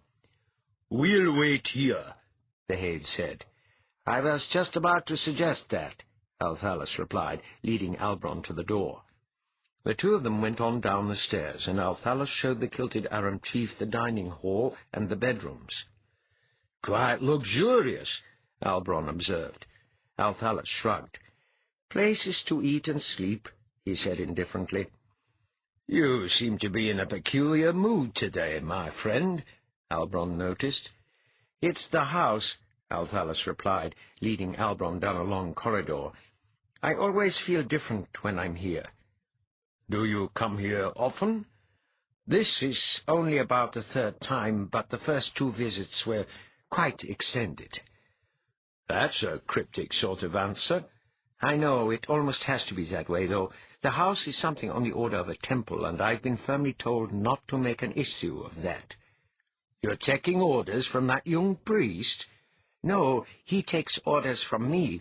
I get mine a bit more directly. You're a skeptic, Elbron, and I've been ordered not to tamper with that. I didn't bring you here to try to convert you." They continued on down the corridor, opening doors and looking into empty rooms. "This is a very peculiar place, Althalus," Elbron said. "It seems to go on forever, but almost all the rooms are empty." "Only when I don't need them. If we happen to get company, I can furnish them." "Don't you have any servants?" "No, I don't need any." "Trying to get information out of you is like trying to squeeze water out of a stone," Elbron accused. "I'm sorry, I've got quite a few restrictions hanging over me right now. Trade secrets and all that sort of thing, you understand." Elbron looked pensive. "I think I should be alarmed about all of this, my friend, but for some reason I'm not. I have no idea of where I am or how I got here, but oddly enough that doesn't bother me in the slightest. I'm also getting some very peculiar notions." "Oh?" "It just occurred to me that you might just be the real Althalus." "Is there an imitation one running around?" "Very funny," Elbron said dryly. "All that joking about your name when we first met wasn't really a joke, was it?" "Some of it was, but not all." "You really are the same Althalus who robbed Gusty Bigbelly some 3,000 years ago, aren't you?" "Actually, it was only about 2,500. Don't make it any worse than it already is." "How on earth did you manage to live so long?" "I was sort of encouraged to keep on breathing," Althalus replied dryly. "Are you really sure you want to hear about what happened?" "Go ahead and tell me the story, Althalus. I'll decide how much to believe later." "All right, then. I was a thief, Elbron. That was back before men had learned how to make steel. Anyway, my luck had turned sour on me, and I was having a terrible time of it. I was passing through Aram, and I heard about how rich Gusty was. So I went to his log fort and entertained him with stories and jokes all through one winter. When spring came and all the snow melted, I robbed him. But believe me, that's not how I got those 20 kegs of gold. Gusty was a fat braggart who wanted the world to believe that he was rich. Most of his fabled treasure was nothing but copper pennies." "I've always wondered about that," Elbron admitted. "You don't have to wonder any more. Anyway, after I'd made good my escape, I met a man named Gehend, and he hired me to steal a book for him. The book was here in the house, so I came here. The goddess Dweia was waiting for me when I got here. I didn't know she was a goddess because she appeared to be a cat." "That same cat who rides in the hood of your cloak?" "That's her. I called her Emerald because of her green eyes. And when she started talking to me, I was positive that I'd gone crazy. I got over that, though, and she taught me how to read. Then I spent all those years studying that book Gand had wanted me to steal for him. I can do a lot of things that other men can't do because of all the time I spent studying that particular book. To keep this short, Emerald, or Emmy, and I came out of the house last spring and started tracking down the people we needed, Elia and the others. After we'd found them all, we came back here to the house for some fairly intense education, and that's when Dweia let us see who she really is. "I can't believe I'm listening to all of this," Albron said, shaking his head. "Worse yet, I almost believe it." Althalus gave him a sly, sidelong look. "I'm a master storyteller, Albron. It's one of the tricks I use to get close to rich people. I kept poor fat old Costi giggling for one whole winter, just so that I could rob him." Then he looked around. The corridor seemed empty. He was almost sure, however, that it wasn't. "This is probably going to get me in trouble," he said then, "but out of courtesy I think I should tell you that this conversation is almost certainly being manipulated." "Manipulated? How?"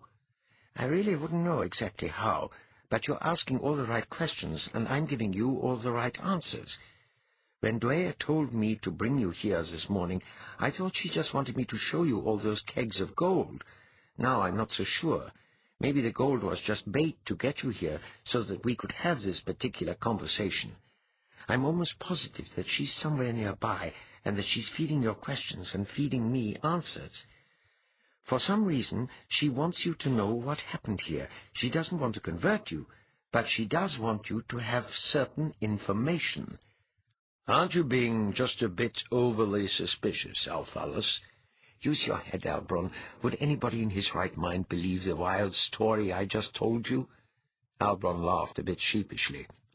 "Now that you mention it," he left it hanging in the air.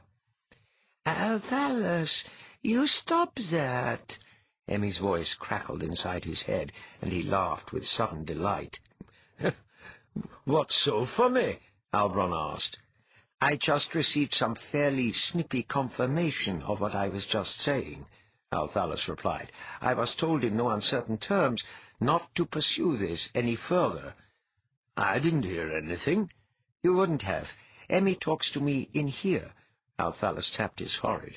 "She came up with that idea before we left the house last spring. I spent about half a year with this cat riding around in the hood of my cloak, telling me exactly what to do.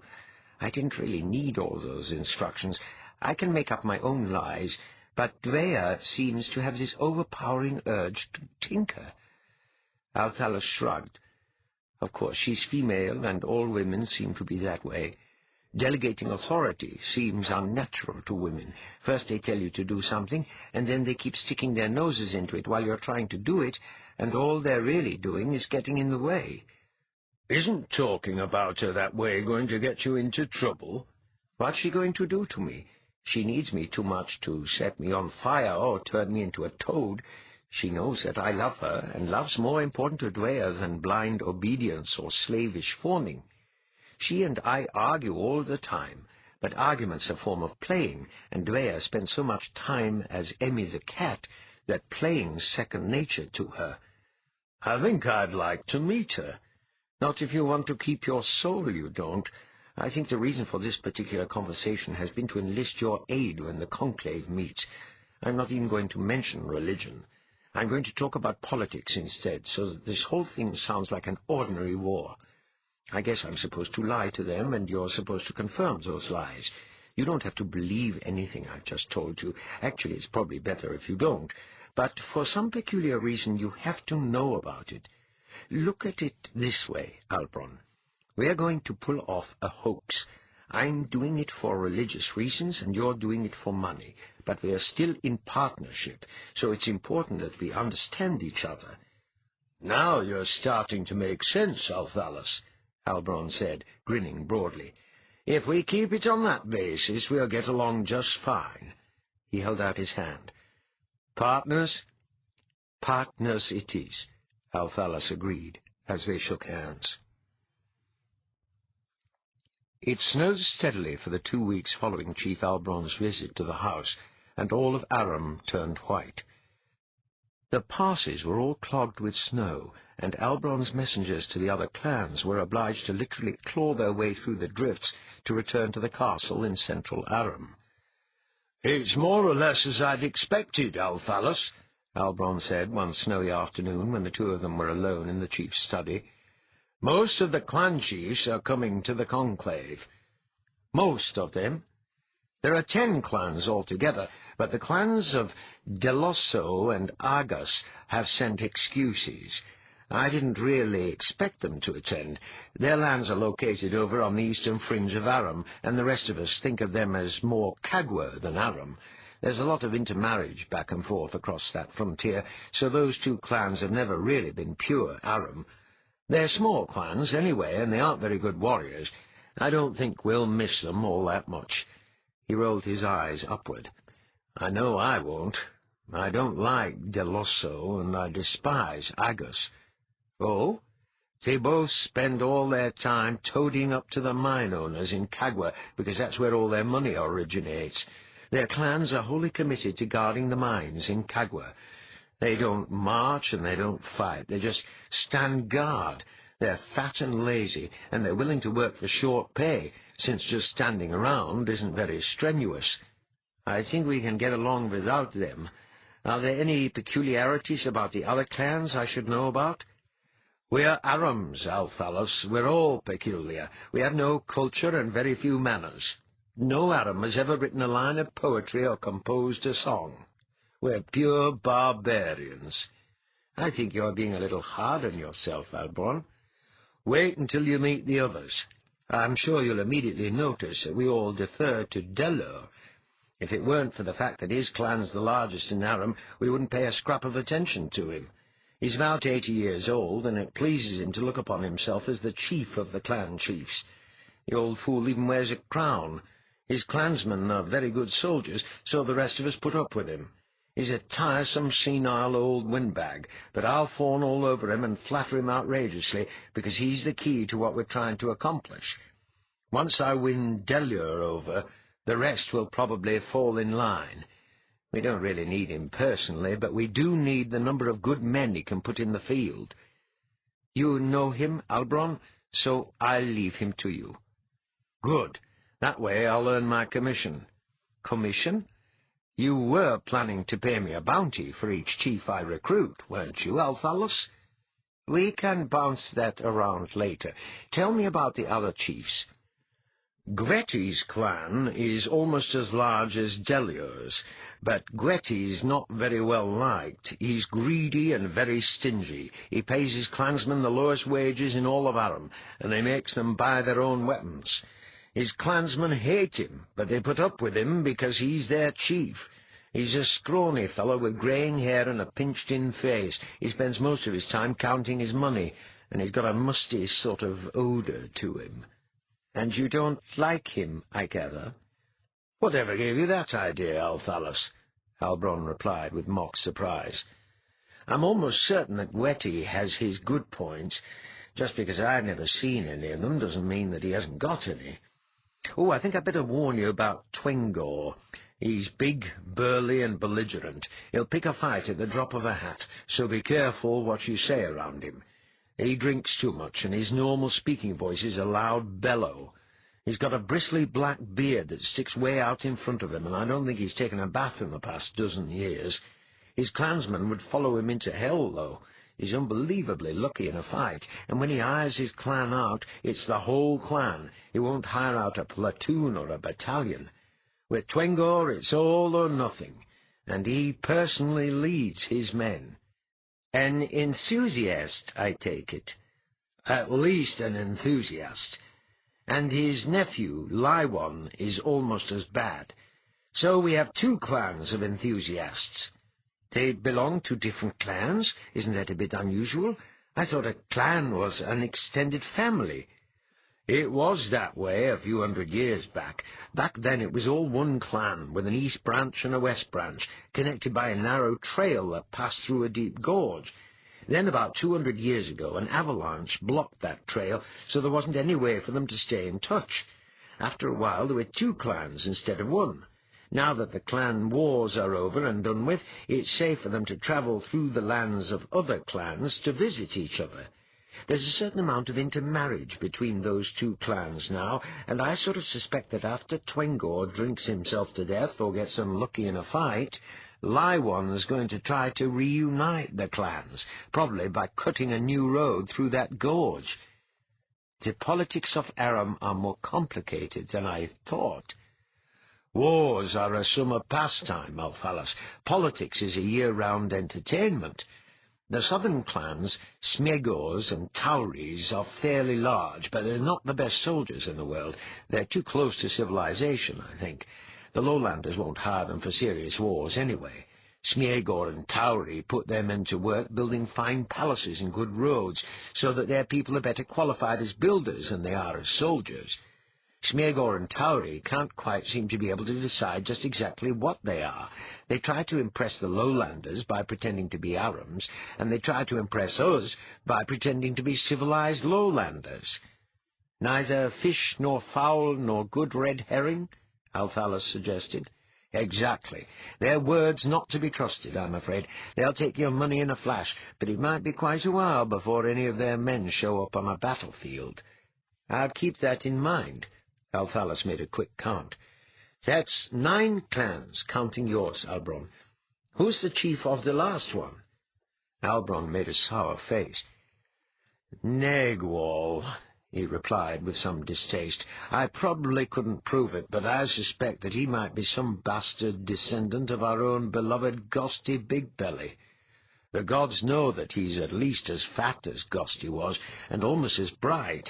His health isn't very good, though, so he probably won't be around for much longer. What's the matter with him? He's eating himself to death, Albron replied bluntly. He's too fat to get through an ordinary door, and he wheezes like a broken bellows after the slightest exertion. I'm sure he won't come to the conclave, but his son, Koleka, usually fills in for him. Koleka's as lean as his father's fat. He's got a huge lower jaw, and he almost never says anything. He's the real chief of the clan, but he pretends that he has to get his father's approval on all his decisions. That gives him the chance to see which way the wind's blowing before he commits himself. You Arams aren't nearly as simple and uncomplicated as everyone seems to believe, are you? Not by half, Althalus. Your advantage lies in those 20 kegs of gold you got stacked up back in the house. Ride that horse just as hard as you can. Let them see gold at every opportunity. Juggle it and jingle it while you're talking, and they'll go along with almost anything you suggest. You're an entertaining fellow, partner, but it's your gold that they'll find more interesting. The dullest man in the world is charming beyond belief when he's pouring gold coins from one hand to the other. The winter dragged on interminably, with snowstorm following snowstorm with dreary regularity. Althalus passed the time instructing Geher in the fine art of picking pockets. The boy was quick, there was no question about that, but his mind sometimes wandered off in strange directions. "Pay attention, Geher," Althalus scolded the boy on one occasion. "That little grab you just made was unbelievably clumsy." I'm sorry, Master Althalus. An idea just came to me, and I got sort of distracted. What sort of idea?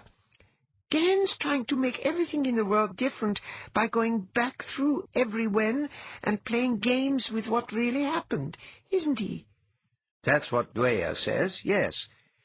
If Garen can do that, couldn't we do it too? Probably, if Dweia decides to let us. There isn't any problem with that. You can make Dweia do almost anything you want her to do. She starts purring every time you touch her. Undine sort of behaves the same way around Eliar. Maybe someday you could explain that to me. I don't exactly understand what's going on when people get grown up. Anyway, if Gehen changes things back in every when, you're going to just follow along behind him and change them right back again, aren't you? More than likely, yes. Oh, wouldn't it be easier to just take a trip back into Everywhen and kill Gehen's father?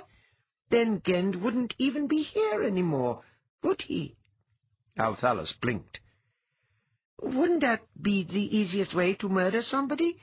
You don't have to kill him. You just go back and kill his father. Gare frowned. Of course, you wouldn't have any reason to want to murder him in the first place, then, would you? I mean, what would be the point of murdering somebody who never lived at all? But that isn't what distracted me when I bumped you while I was picking your pocket. What I was thinking about was some way to get around Gehend. He's going backward in every when, but couldn't we go forward instead? The boy frowned. This isn't coming out very well, is it? What I'm getting at is that if this happens now, it makes that happen next week. It's called cause and effect, Gare. I suppose, Gare said absently. Let's say that you pick up a rock from one place and put it down over there in another place, all right? If you say so. But let's say that you go forward in every when and put it right back where it was. Wouldn't that sort of make it so that you hadn't moved it in the first place? That's where I start to hit a problem. If you did it like that, you'd be doing something and not doing it both at the same time. You are starting to give me a headache again, Gare. Let me work on it some more, Master Althalus. I'm almost sure I can come up with some way to do it. What'd be the point? Gare looked at him with astonishment. Can't you see it, Master Althalus? If we did that to Gehend, made him do something and not do something at the same time like that, wouldn't it sort of freeze him right there, as if he'd suddenly been turned to stone? You could use him for a hat rack after that. What I'm really getting at, though, is that I'm almost sure that time's not a straight line. I think it's a circle instead, and if we change anything that happens anywhere around that great big circle of every when, it'll change everything else, won't it? Isn't that just about the funnest idea you've ever heard? We can change everything that's ever happened any time we want to. Why me? Althalus moaned, burying his face in his hands. It was early the following spring when a mud-smeared Aram arrived at Albron's castle to advise him that Chief Dweia would arrive the following day. "He's early, isn't he?" Althalus noted. "Some of the passes are still clogged with snow." "That wouldn't particularly bother Dweia, my friend," Albron replied. "His clan's the biggest one in all of Aram, and he likes to rub our noses in that. He probably just sent out a few hundred men to tramp out a trail through the snow in the passes. He's too old to ride a horse, so he does his travelling in a litter or a sled. He doesn't pay much attention to the elements. He more or less believes that he's something on the order of the king of Aram, so I'm sure he wants to get here and take charge before the other clan chiefs arrive." "Will the other clan chiefs pay much attention to him?" "They'll pay a lot more attention to your gold, but we will want to win him over, because of the number of men he can put in the field. I'll flatter him and put on an air of obsequious respect. That'll put him in the mood to go along with us, and your kegs of gold should clinch the arrangement." "That's what they're there for, Albron. You can win a lot of arguments with 20 kegs of gold." Chief Dweia was a tall old man with snow-white hair and a long white beard. When he was thinking about it, he stood stiffly erect, as if he had a straight pole strapped to his back. When his attention wandered, however, his posture began to droop, as if the weight of his years was crushing him. His outer garments were made of luxurious fur, Althalus noted, as the old chief painfully rose from the sled that 4 of his burly clansmen had pulled into Chief Albron's courtyard, and the steel helmet he wore was encircled by a wide band of gold that was only a step short of being a crown. "Well met, my son Albron," the old man greeted his host in a voice that was no longer booming or hearty. "My house is honored, great chief," Albron replied with a floridly courtly bow. "We had not expected your arrival this early." "Your message stirred a great curiosity in me, my son," the old man replied. Then he threw a sly look at his retainers. "Moreover, It seemed to me that the men of my household suffered for want of exercise, and that perchance a little jaunt through the mountains might clear their minds and strengthen their bodies, that they might better serve me, forasmuch as they all assure me that serving me is their only reason for living." That brief flicker of irony suggested to Althalus that Albron's assessment of Chief Dweia hadn't been entirely accurate. Dweia was not quite as senile as the other chiefs appeared to believe he was. Althalus quietly decided to watch the old man rather carefully and to form his own opinion. "Let's go inside, great chief," Albron was saying. "The season is raw and inclement, and the fires in my hall burn bright and warm to welcome you."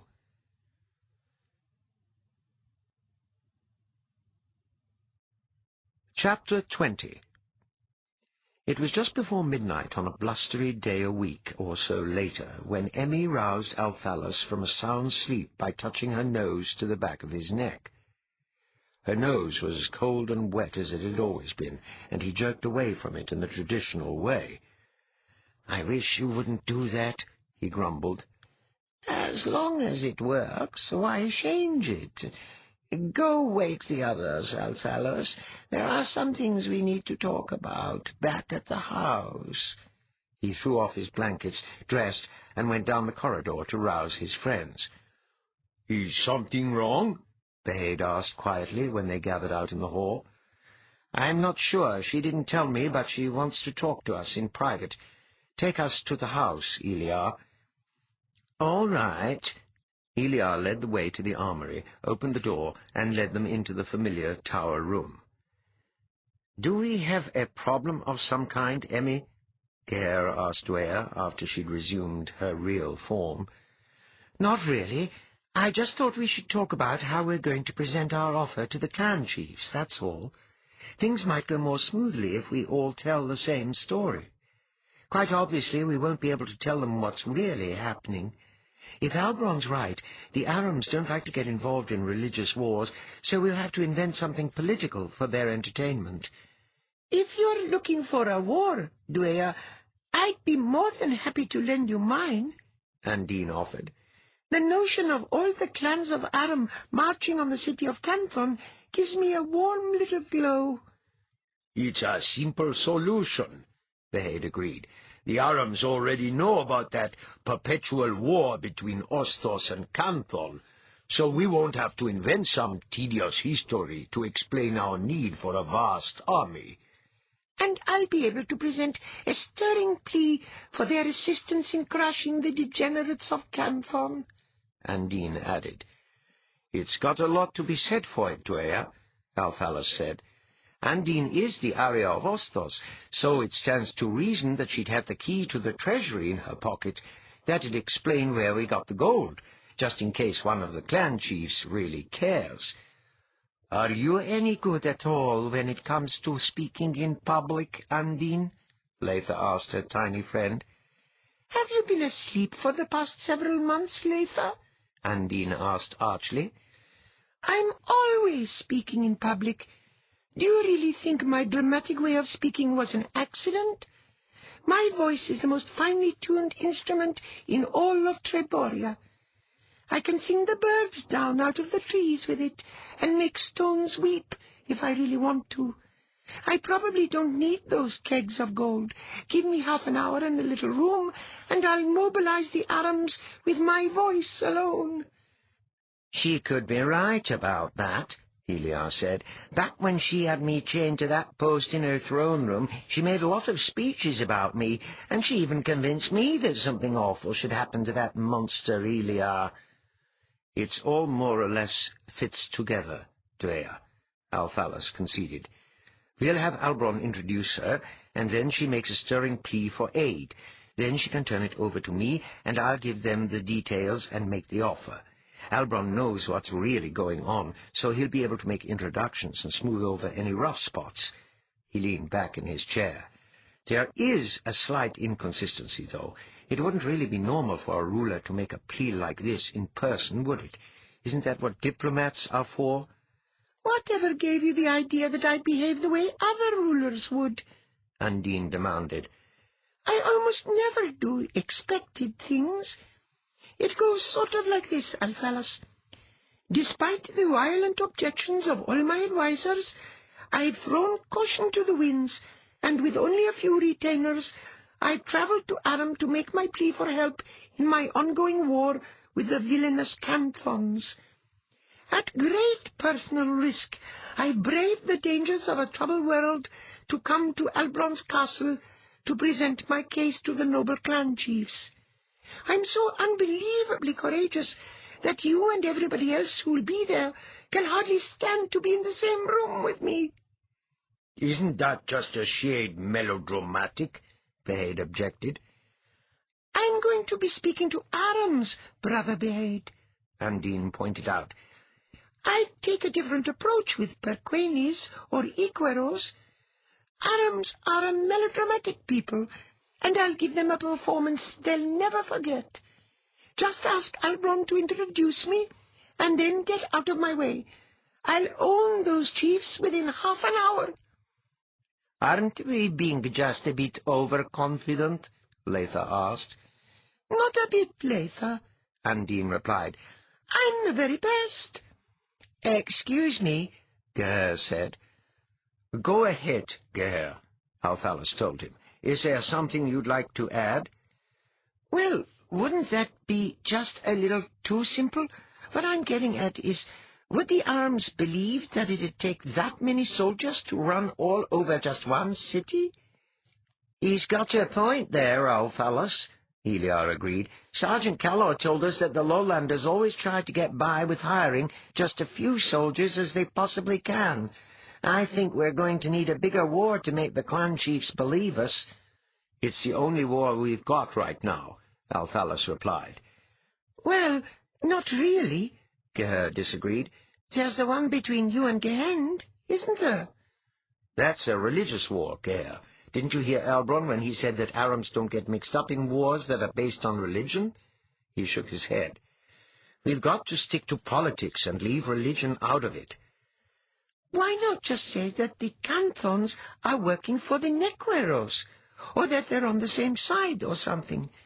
From what Leitha says, nobody really knows very much about the Nequeros, except that they're really scary. Couldn't we sort of say that there's a king or something in Nagarash who wants to take over the whole world, and that he's managed to talk the silly fellows in Canton into joining up with him? Wouldn't that be sort of close to what's really going on? And shouldn't a good lie have a certain amount of truth mixed up in it? If the only war we talk about is the one between Lady Undine and the nitwit in Canton, the story's just a little too neat and tidy. Shouldn't there be sort of an open end in it, something we can't quite explain? I think you'd better look to your tail feathers, Althalus, Leitha suggested. I'd say that boy's gaining on you. A warm wind swept across the mountains of Aram the night after Althalus and his friends returned to Chief Albron's castle, and it cut the snow out of the passes the way a hot knife cuts butter. The melting snow sent all the streams out of their banks, and after the floods had subsided, the rest of the clan chiefs began to arrive. Koleka, the heir apparent to the gross chief Negual, was the first to reach Chief Albron's castle. Koleka was lean, with jet-black hair and a jutting lower jaw. He was a sombre man dressed in leather, and he wore snug leather trousers rather than the traditional kilt of most Arams. He spoke very seldom, and when he did, he had the peculiar habit of never permitting his upper lip to move. Upon his arrival, he spoke briefly with Albron, and then largely kept to himself. A few days later, Smegor and Tauri, the chiefs of the two southern clans, rode in. Smegor was stout, with a fiery red face that was a sea of angry red pimples interspersed with deep scars. He affected an air of forced gaiety, but his narrow eyes were cold and as hard as agates. Tauri had sparse yellow hair and no trace of a beard. He evidently thought of himself as a ladies' man. He wore elegant lowlander garb, which wasn't too clean, and he eyed every female in Albron's hall with open lasciviousness. Even as Koleka had, Smegor and Tauri largely kept to themselves after their arrival. I'm catching some hints of ancient hostilities in the air, Albron, Althalus told their host somewhat later. Is there something going on that I should know about? It's a leftover from the old clan wars, Althalus, Albron conceded. No clan chief really trusts any of the others. This conclave you've asked me to arrange is a break with tradition, and the others are quite suspicious about the whole thing. The history of Aram is a melancholy repetition of deceptions, betrayals, and open murders. We're always on our guard when we enter the territory of another clan. If I hadn't made an issue of your gold, most of the others would probably have begged off. Things should liven up when Twengor arrives. Chief Twengor, big, burly, and vastly bearded, was roaring drunk when he reached Albron's castle, and his nephew, Chief Leigh, rode closely beside his swaying uncle to keep him from falling off his horse. Twengor bawled ancient drinking songs as he rode, sending off-key echoes bouncing down the gorge. Leigh was an abrupt young man who definitely stood in his more famous uncle's shadow. Chief Dweia was the last to arrive, and Althalus noticed immediately that the other chiefs went out of their way to avoid him. Dweia had an overly large head, but a very tiny face that barely covered a quarter of it. This gave him a sort of pinched-in look. His bulging eyes shifted continually, and he had a nervous tic in one cheek. When he spoke, his voice sounded very much like the bleating of a sheep. "I thought they'd all be more like Albron," Undine said to her friends with a slightly worried frown. "But these others are howling barbarians, aren't they?" Are we having some doubts about our oratorical ability, dear? Leitha asked her friend. "No, not really," Undine replied. "I think I'll have to change my approach, that's all. Albron's relatively civilized, but I think any degree of subtlety might be a bit beyond these others. I may have to beat them over the head with a club to get their attention." I just can't wait to hear your speech, Undine. "To be perfectly honest about it, Leitha, neither can I," Undine replied, still looking worried. The kilted clan chiefs of Aram and their sizable retinues gathered in Albron's hall for breakfast on the morning after Dweia's arrival, and the noise level was quite a bit higher than usual. Albron liked a certain amount of decorum at mealtimes, but some of the other clan chiefs were a bit on the rowdy side. After breakfast, Albron suggested that the chiefs and their immediate advisers should gather in some quieter place to discuss the reason he had issued the call for a conclave. The conference room to which he led them was near the back of his castle, far away from the noisy near riot in the dining hall. The room was secure, well guarded, and not in one of the towers. An old Aram folktale had concerned a mass assassination that had once taken place in a tower, so by tradition all meetings of the various chiefs took place on the ground floor. There was a table in the center of the room with large chairs for the chiefs and smaller chairs behind them for assorted advisers. The 20 kegs Althalus and Leigh had brought from the house were stacked unobtrusively in one corner, and there were chairs for Althalus and his friends at the lower end of the table, where they could face the assembled chiefs. "What's all this about, Albron?" Twengor demanded in his bellowing voice. "Nobody's called a general conclave for over a century." "I've been approached by the ruler of one of the city-states of Dweia," Albron replied. "It seems, gentlemen, that there's an employment opportunity in the wind." "And you're sharing it with the rest of us?" Dweia bleated. "Are you out of your mind?" "The ruler in question wants to hire more soldiers than I can provide, Dweia," Albron replied. "When you get right down to it, all of us put together don't have enough men. There's work enough and gold enough for every able-bodied man in the whole of Aram." "I just love to hear somebody talk about gold," Dweia said, with a dreamy look coming over his pinched face. "I take it that these outlanders are the emissaries of the ruler you spoke of?" Kaleka said, looking at Althalus. "I was just getting to that," Albron replied. "Lowlanders have some strange customs. Improper as it might seem to us, it's not uncommon down there for a woman to occupy a throne." "That's sick," Twengor boomed. "I'll listen to this, but you just went down a notch or two in my estimation, Albron." He turned his bloodshot eyes to the stack of kegs in the corner. "Why don't we broach one of those?" he suggested.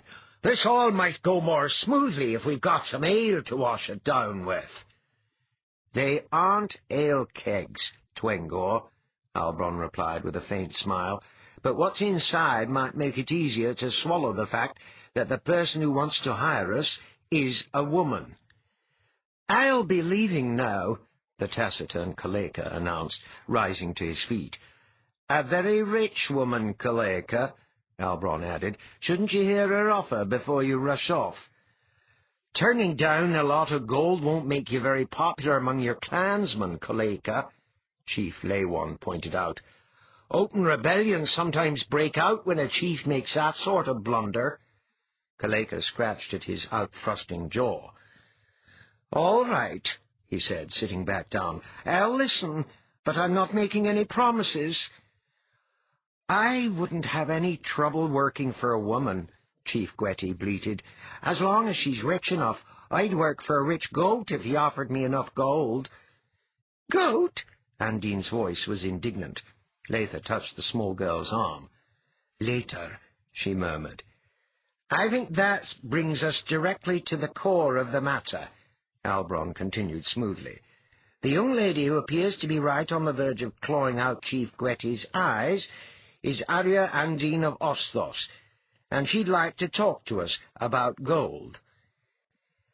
"I'm going to steal some of your thunder here, Althalus," Andine murmured. "You may have to revise your speech just a bit." Then she rose to her feet, her huge dark eyes smouldering. "Pretty little thing, isn't she?" Tauri observed to Smegor. "And she's got a lot more to offer than just gold." "I was noticing that myself," the pimple-faced Smegor leered. "Do I look goatish enough to suit you, Chief Dweia?" Andine said. "Poor choice of words, perhaps," Dweia bleated. "Can you find it in your heart to forgive me?" "Not immediately, Chief Dweia," Andina replied. "I think I'll send you to bed without any supper tonight, and we can talk about it again tomorrow." She paused then, fixing each chief with her luminous eyes. "Let's not waste any time here, gentlemen. I want to show you something, and then we'll talk about it." She turned slightly. "Ilya," she said, "would you be so good as to open one of those kegs over there for me?" "Of course, Andine," Ilya replied. He rose, went to the stack of kegs, and removed the lid from one of them. "Pour it out on the floor," she commanded. "On the floor?" "That's the part of the room on the bottom, Ilya. The sides are called walls, and we call the top the ceiling. Pour, Ilya, pour." "If you say so." Ilya took the keg and tipped it slowly, spilling out a cascade of bright yellow coins that tinkled musically on the floor. "Pretty, aren't they?" Andine said to the startled chiefs. They didn't answer. Althalus noticed that most of them weren't even breathing. Ilya shook out the last of the coins. "It's empty, Andine," he reported.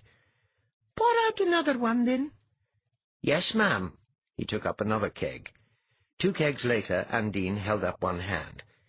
"That should be enough for right now," she told him, eyeing the heap of coins on the floor. Then she smiled winsomely at the assembled clan chiefs of Aram. "Have I managed to get your attention yet, gentlemen?" she asked archly. "I don't know about the others, but you've got mine, Princess," Dweia choked. "Maybe I'll let you have your supper after all, Chief Dweia," she said in her throbbing voice. "See, gentlemen, I'm not really all that hard to get along with." Then her tone changed to become almost a challenge. "The whole point of this little display, gentlemen, is that I'm hiring. Are you interested?" Old Chief Dweia was trembling uncontrollably. "My clan is yours to command, Imperial Arya," he declared. Isn't he just the dearest old gentleman in the world? Undine said fondly. Who did you want us to kill, little girl? Twengor demanded. Give me his name, and I'll bring you his head. Astonishing, Undine said in mock amazement. Everybody says that making speeches is so difficult.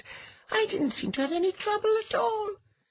Any speech goes over better with musical accompaniment, Undine, Leigh suggested, and Iliar plays the gold keg like a world-renowned virtuoso. It's the most beautiful music I've ever heard, Koleka said fervently. I'm glad I stayed for the concert. I'm just a silly little girl, Undine told them, so I'll let my Lord High Chamberlain give you all the tiresome details. Now that I've earned your love, I'm certain that you just can't wait to do as I ask. And what might that be, Your Highness? Gwetti asked. Oh, I don't know. Would burn, fight, kill be too much to ask? I don't have any problems with that, Chief Leigh said. Just say the word, Arya Undine, and burn, fight, kill it is. Althalus was a bit nonplussed as he rose to his feet. My beloved Arya appears to have pulled the rug out from under me, he told the clan chiefs with a rueful expression. I was the one who was supposed to show you that lovely gold. Always trust a woman to seize an opportunity to show off her attributes, Tauri said, with a knowing laugh. Maybe that's it, Althalus conceded. Anyway, I was supposed to describe the situation to you first, and then pour out gold to let you know that she was ready to pay. She's managed to steal my main talking point. She did get your undivided attention, though, Chamberlain Althalus, Albron said easily. I think it's safe to say that we've already been enlisted. All that's left for you to do is identify the unlucky people who've crossed her. Well, Althalus said, her finger's currently pointed at Canthon, but it goes perhaps a little further. The Arya of Canthon thinks he's right on the verge of becoming the ruler of the whole of Treboria. But thinking isn't his strong point. Half of it is probably the kindest thing anybody's ever said about him. The chiefs laughed. Actually, the Canthons have been duped by the Nekveros. My beloved ruler knows this. Don't let her wide-eyed innocence deceive you, gentlemen. Her mind is sharper than her knife, and she knows exactly who the real enemy is. Agents from Nagaresh have been enlisting troublemakers in every land in the Low Country, and my Arya would be ever so grateful if you'd slaughter those troublemakers just a little bit. Isn't slaughter an absolute, Chamberlain Althalus? Albron asked.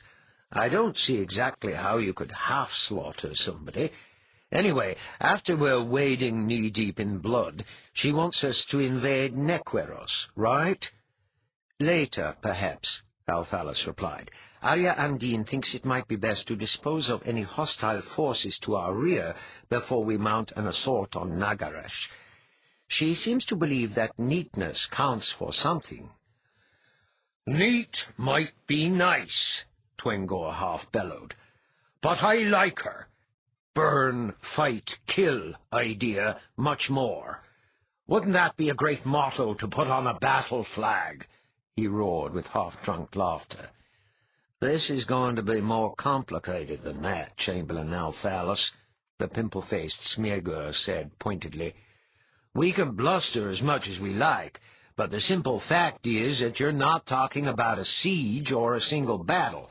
You're talking about a general war stretching from Ansu to Regwas. We Arams are the finest warriors in the world, but are we really ready for that kind of war?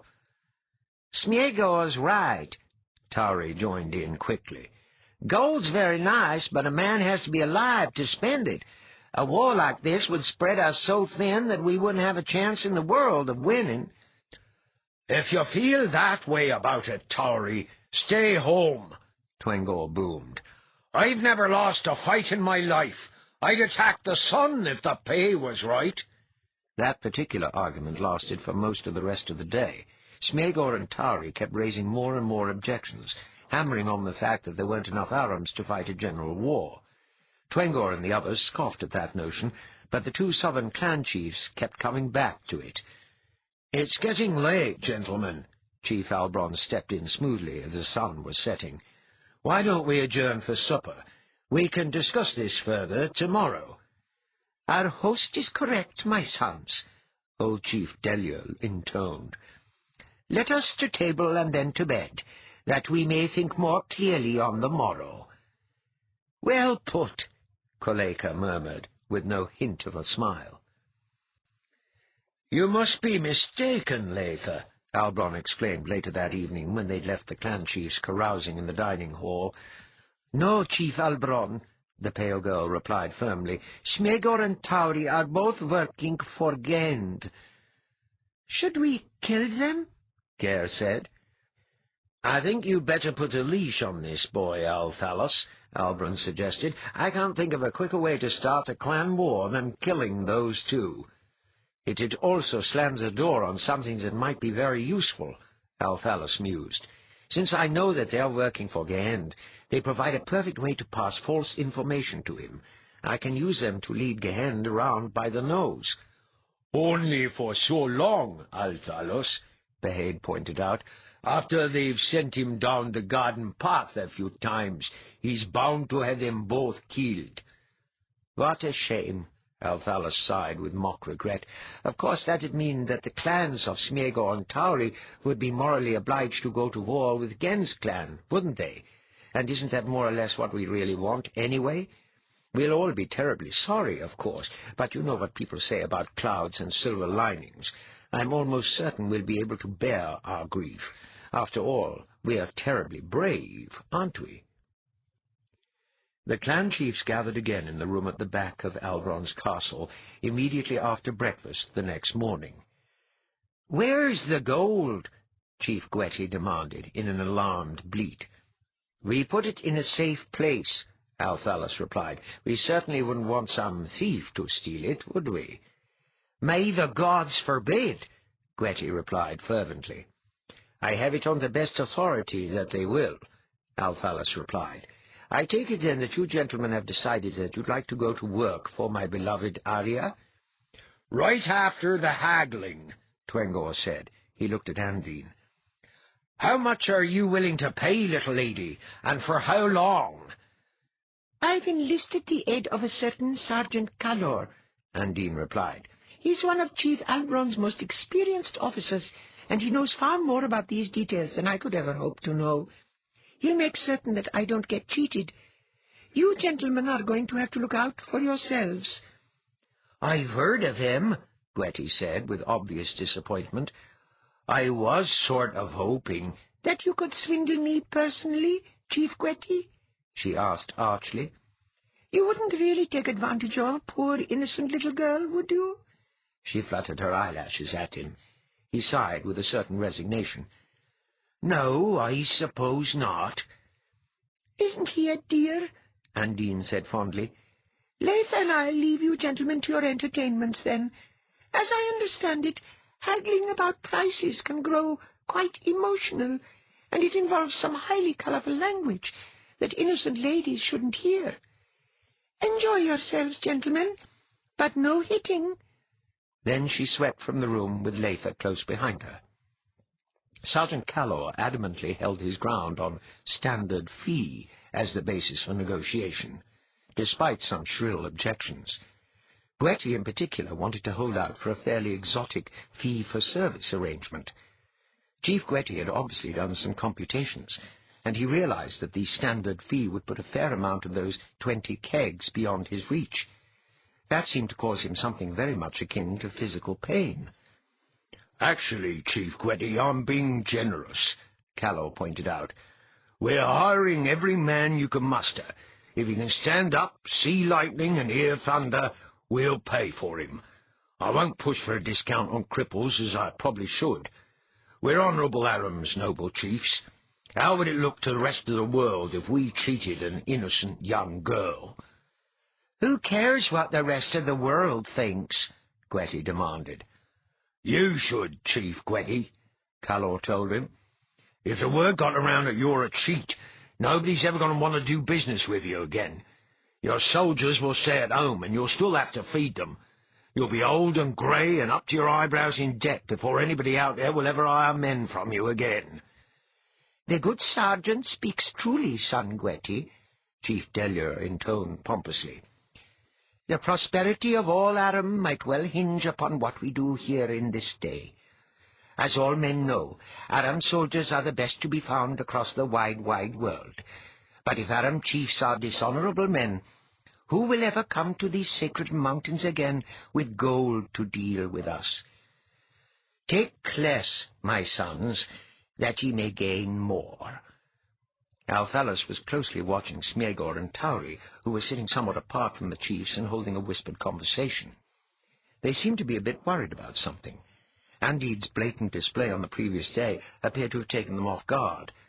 Althalus let his gaze drift across the faces of the clansmen seated directly behind the pair of wayward chiefs, and he saw some hints of a certain dissatisfaction there. Smeagol and Tauri, it appeared, weren't overly popular with the members of their clans, and their obvious dismay with Andine's show everybody the gold strategy was arousing a certain disaffection. Althalus tucked that notion away for future use. For right now, Smeagol and Tauri might be very useful, but when they started to be unuseful, a well-coordinated mutiny might be a quick solution to the problem. The haggling continued for most of the rest of the day, as each clan chief struggled to find reasons to increase his share of the gold, but Sergeant Calor held fast to his original offer based on numbers alone. Stubbornly, he kept repeating, "So much a head," almost as if he were buying a herd of sheep. The chiefs of the smaller clans protested vigorously, but Calor ignored claims of better training, more enthusiasm, and superior weaponry, and concentrated on numbers. Finally, he put it to them bluntly. "That's my offer, gentlemen. You can take it or you can leave it. If Aram doesn't have enough men for us, we can probably find recruits in Queron or Kagwa. I'm sure that if I mention all the profitable looting that's likely to be going on during this war, I won't have much trouble finding enough soldiers to fill up the ranks of this army. I'd rather have Arams, but I'll take what I can get." Their resistance more or less collapsed at that point. "Oh, one other thing," Calor added. "Payment will be on delivery. I won't pay for promises. I'll see the bodies right in front of me before I'll open the purse." "That's not the way it's done," Gwetti objected. "Our word's always been accepted in the past." "Not this time, Chief Gwetti," Calor told him. "I'm buying men, not promises." Albron leaned closer to Althalus. "I told you that Calor was very good, Althalus," he said slyly. "Don't you think his services might be worth a premium of some kind?" "Certainly, Albron," Althalus agreed placidly. "I'll tell you what I'll give you by way of a premium. I'm the one who owns that gold mine, so I can buy almost anything. But I'll give you my absolute promise that I won't make any attempt whatsoever to hire Calor right out from under you. How's that for a premium?" It was well past midnight when Emmy woke Althalus in the usual way, and her nose hadn't grown any warmer or drier, he noticed.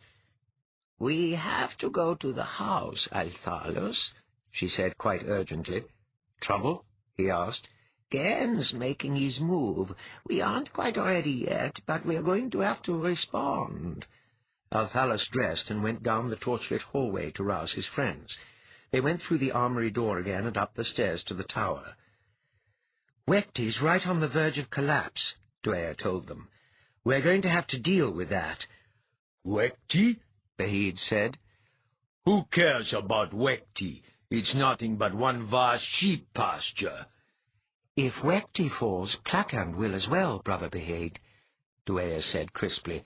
"Then we'll march on Medio. Our ways is on the eastern frontier of Medio, and this time there won't be anything left after the battle's over. The destruction of our ways has always been a part of Gehen's plan." "How are we going to get enough men there to make any difference, Emmy?" Heliar asked. "It's a month or more from Aram to Wekti." "Use the doors," Geher suggested. "I can't bring Aram soldiers to the house, Geher," Heliar objected. "You probably won't have to bring them to the house, Elia," Geher said. "Just take the house to them instead. Well, not the whole house, A couple of doors ought to do the trick." "Would you like to explain that?" Eliar said with a certain exasperation. "I've been sort of working on this," Gare admitted, "so maybe I jumped over a few things. We don't really want all the Arams to know about the house and the doors, but I think I know of a way to pass them through so that they won't even know they've been here. We'll need a lot of bushes, though." "Bushes?" "To kind of hide what we're doing. It sort of goes like this. You're leading this army of Arams, you see, and you march them along a path that goes through a big thicket of bushes. You've got a door hidden in that thicket, and they march on through the door, and they're in the house, only they don't know it, because we've piled more bushes up in the hallway outside the door they've just come through. Then you keep on—" He stopped, frowning slightly. "Oops," he said. "What's wrong?" Eliar asked. "I think I missed something. The doors aren't really wide enough. I mean, if you've got a whole lot of people and they can only go through one at a time—" He shook his head. "Maybe I'd better work on this some more." "Don't worry about the doors, Gare," Dweia told him. "That's my department. They'll be as wide or as narrow as I want them to be." "That'd be great, Emmy," he exclaimed. "You could fix it so that a door's so narrow that I'm the only one who could wiggle through." "You're wandering, Gare," Leigh told him. "Finish one thought before you jump off to another. You've got an army out in the hallway. What are you going to do with them?" "Oh, that's right. I was sort of thinking that Ilya leads them through a door they can't even see into the house here, but they don't know that they're in the house because the bushes hide it. Then they go to another door and walk out into this recty place. They start over here and they end up over there, but they don't even know it." "Except that they start out in the mountains and end up in the flat country," Eliar objected. "The house can take care of that. Since it's every when, it can make the trip through those bushes last for as long as Emmy wants it to last. The soldiers are going to think they've been walking through those bushes for weeks and weeks, but when they come out, it'll only be a minute or so later. We'll know that, but they won't." He looked at Dweia. "Could we do it that way, Emmy?" he asked. "I think we can, yes," she replied. "What started you to thinking about this, Gare?" "The other day I was sort of listening when that chief with the screws-in face was talking with the one with the big jaw. He thought it was going to be real neat that he'd get paid for whole weeks when his soldiers wouldn't be doing anything but walking. Then I got to thinking about how the house can make distance and time turn into the same thing. The house is kind of like a shortcut, but I don't think we want those people to know about it. Some of them would probably get all excited and maybe try to use it in ways we wouldn't want them to. Then I came up with the notion of the bushes. They won't know anything at all about the house because they won't even know that they've been here. Wouldn't it sort of work out that way, Emmy?" Dweia was smiling fondly at him. "You're an absolute treasure, Gare," she said. "I believe I owe you quite a few hugs and kisses for this particular idea." Gare blushed furiously. "Just a thank you would be enough, Emmy," he protested. "I don't really like all that hugging and kissing business. It's all gooey and sticky, and it makes me real uncomfortable." "Gooey and sticky get more interesting after you grow a little older, Gare," Undine told him. Then her huge eyes moved slowly to Eliar's face, and a wicked little smile touched her lips. She didn't say anything, but for some reason Eliar's face turned bright red.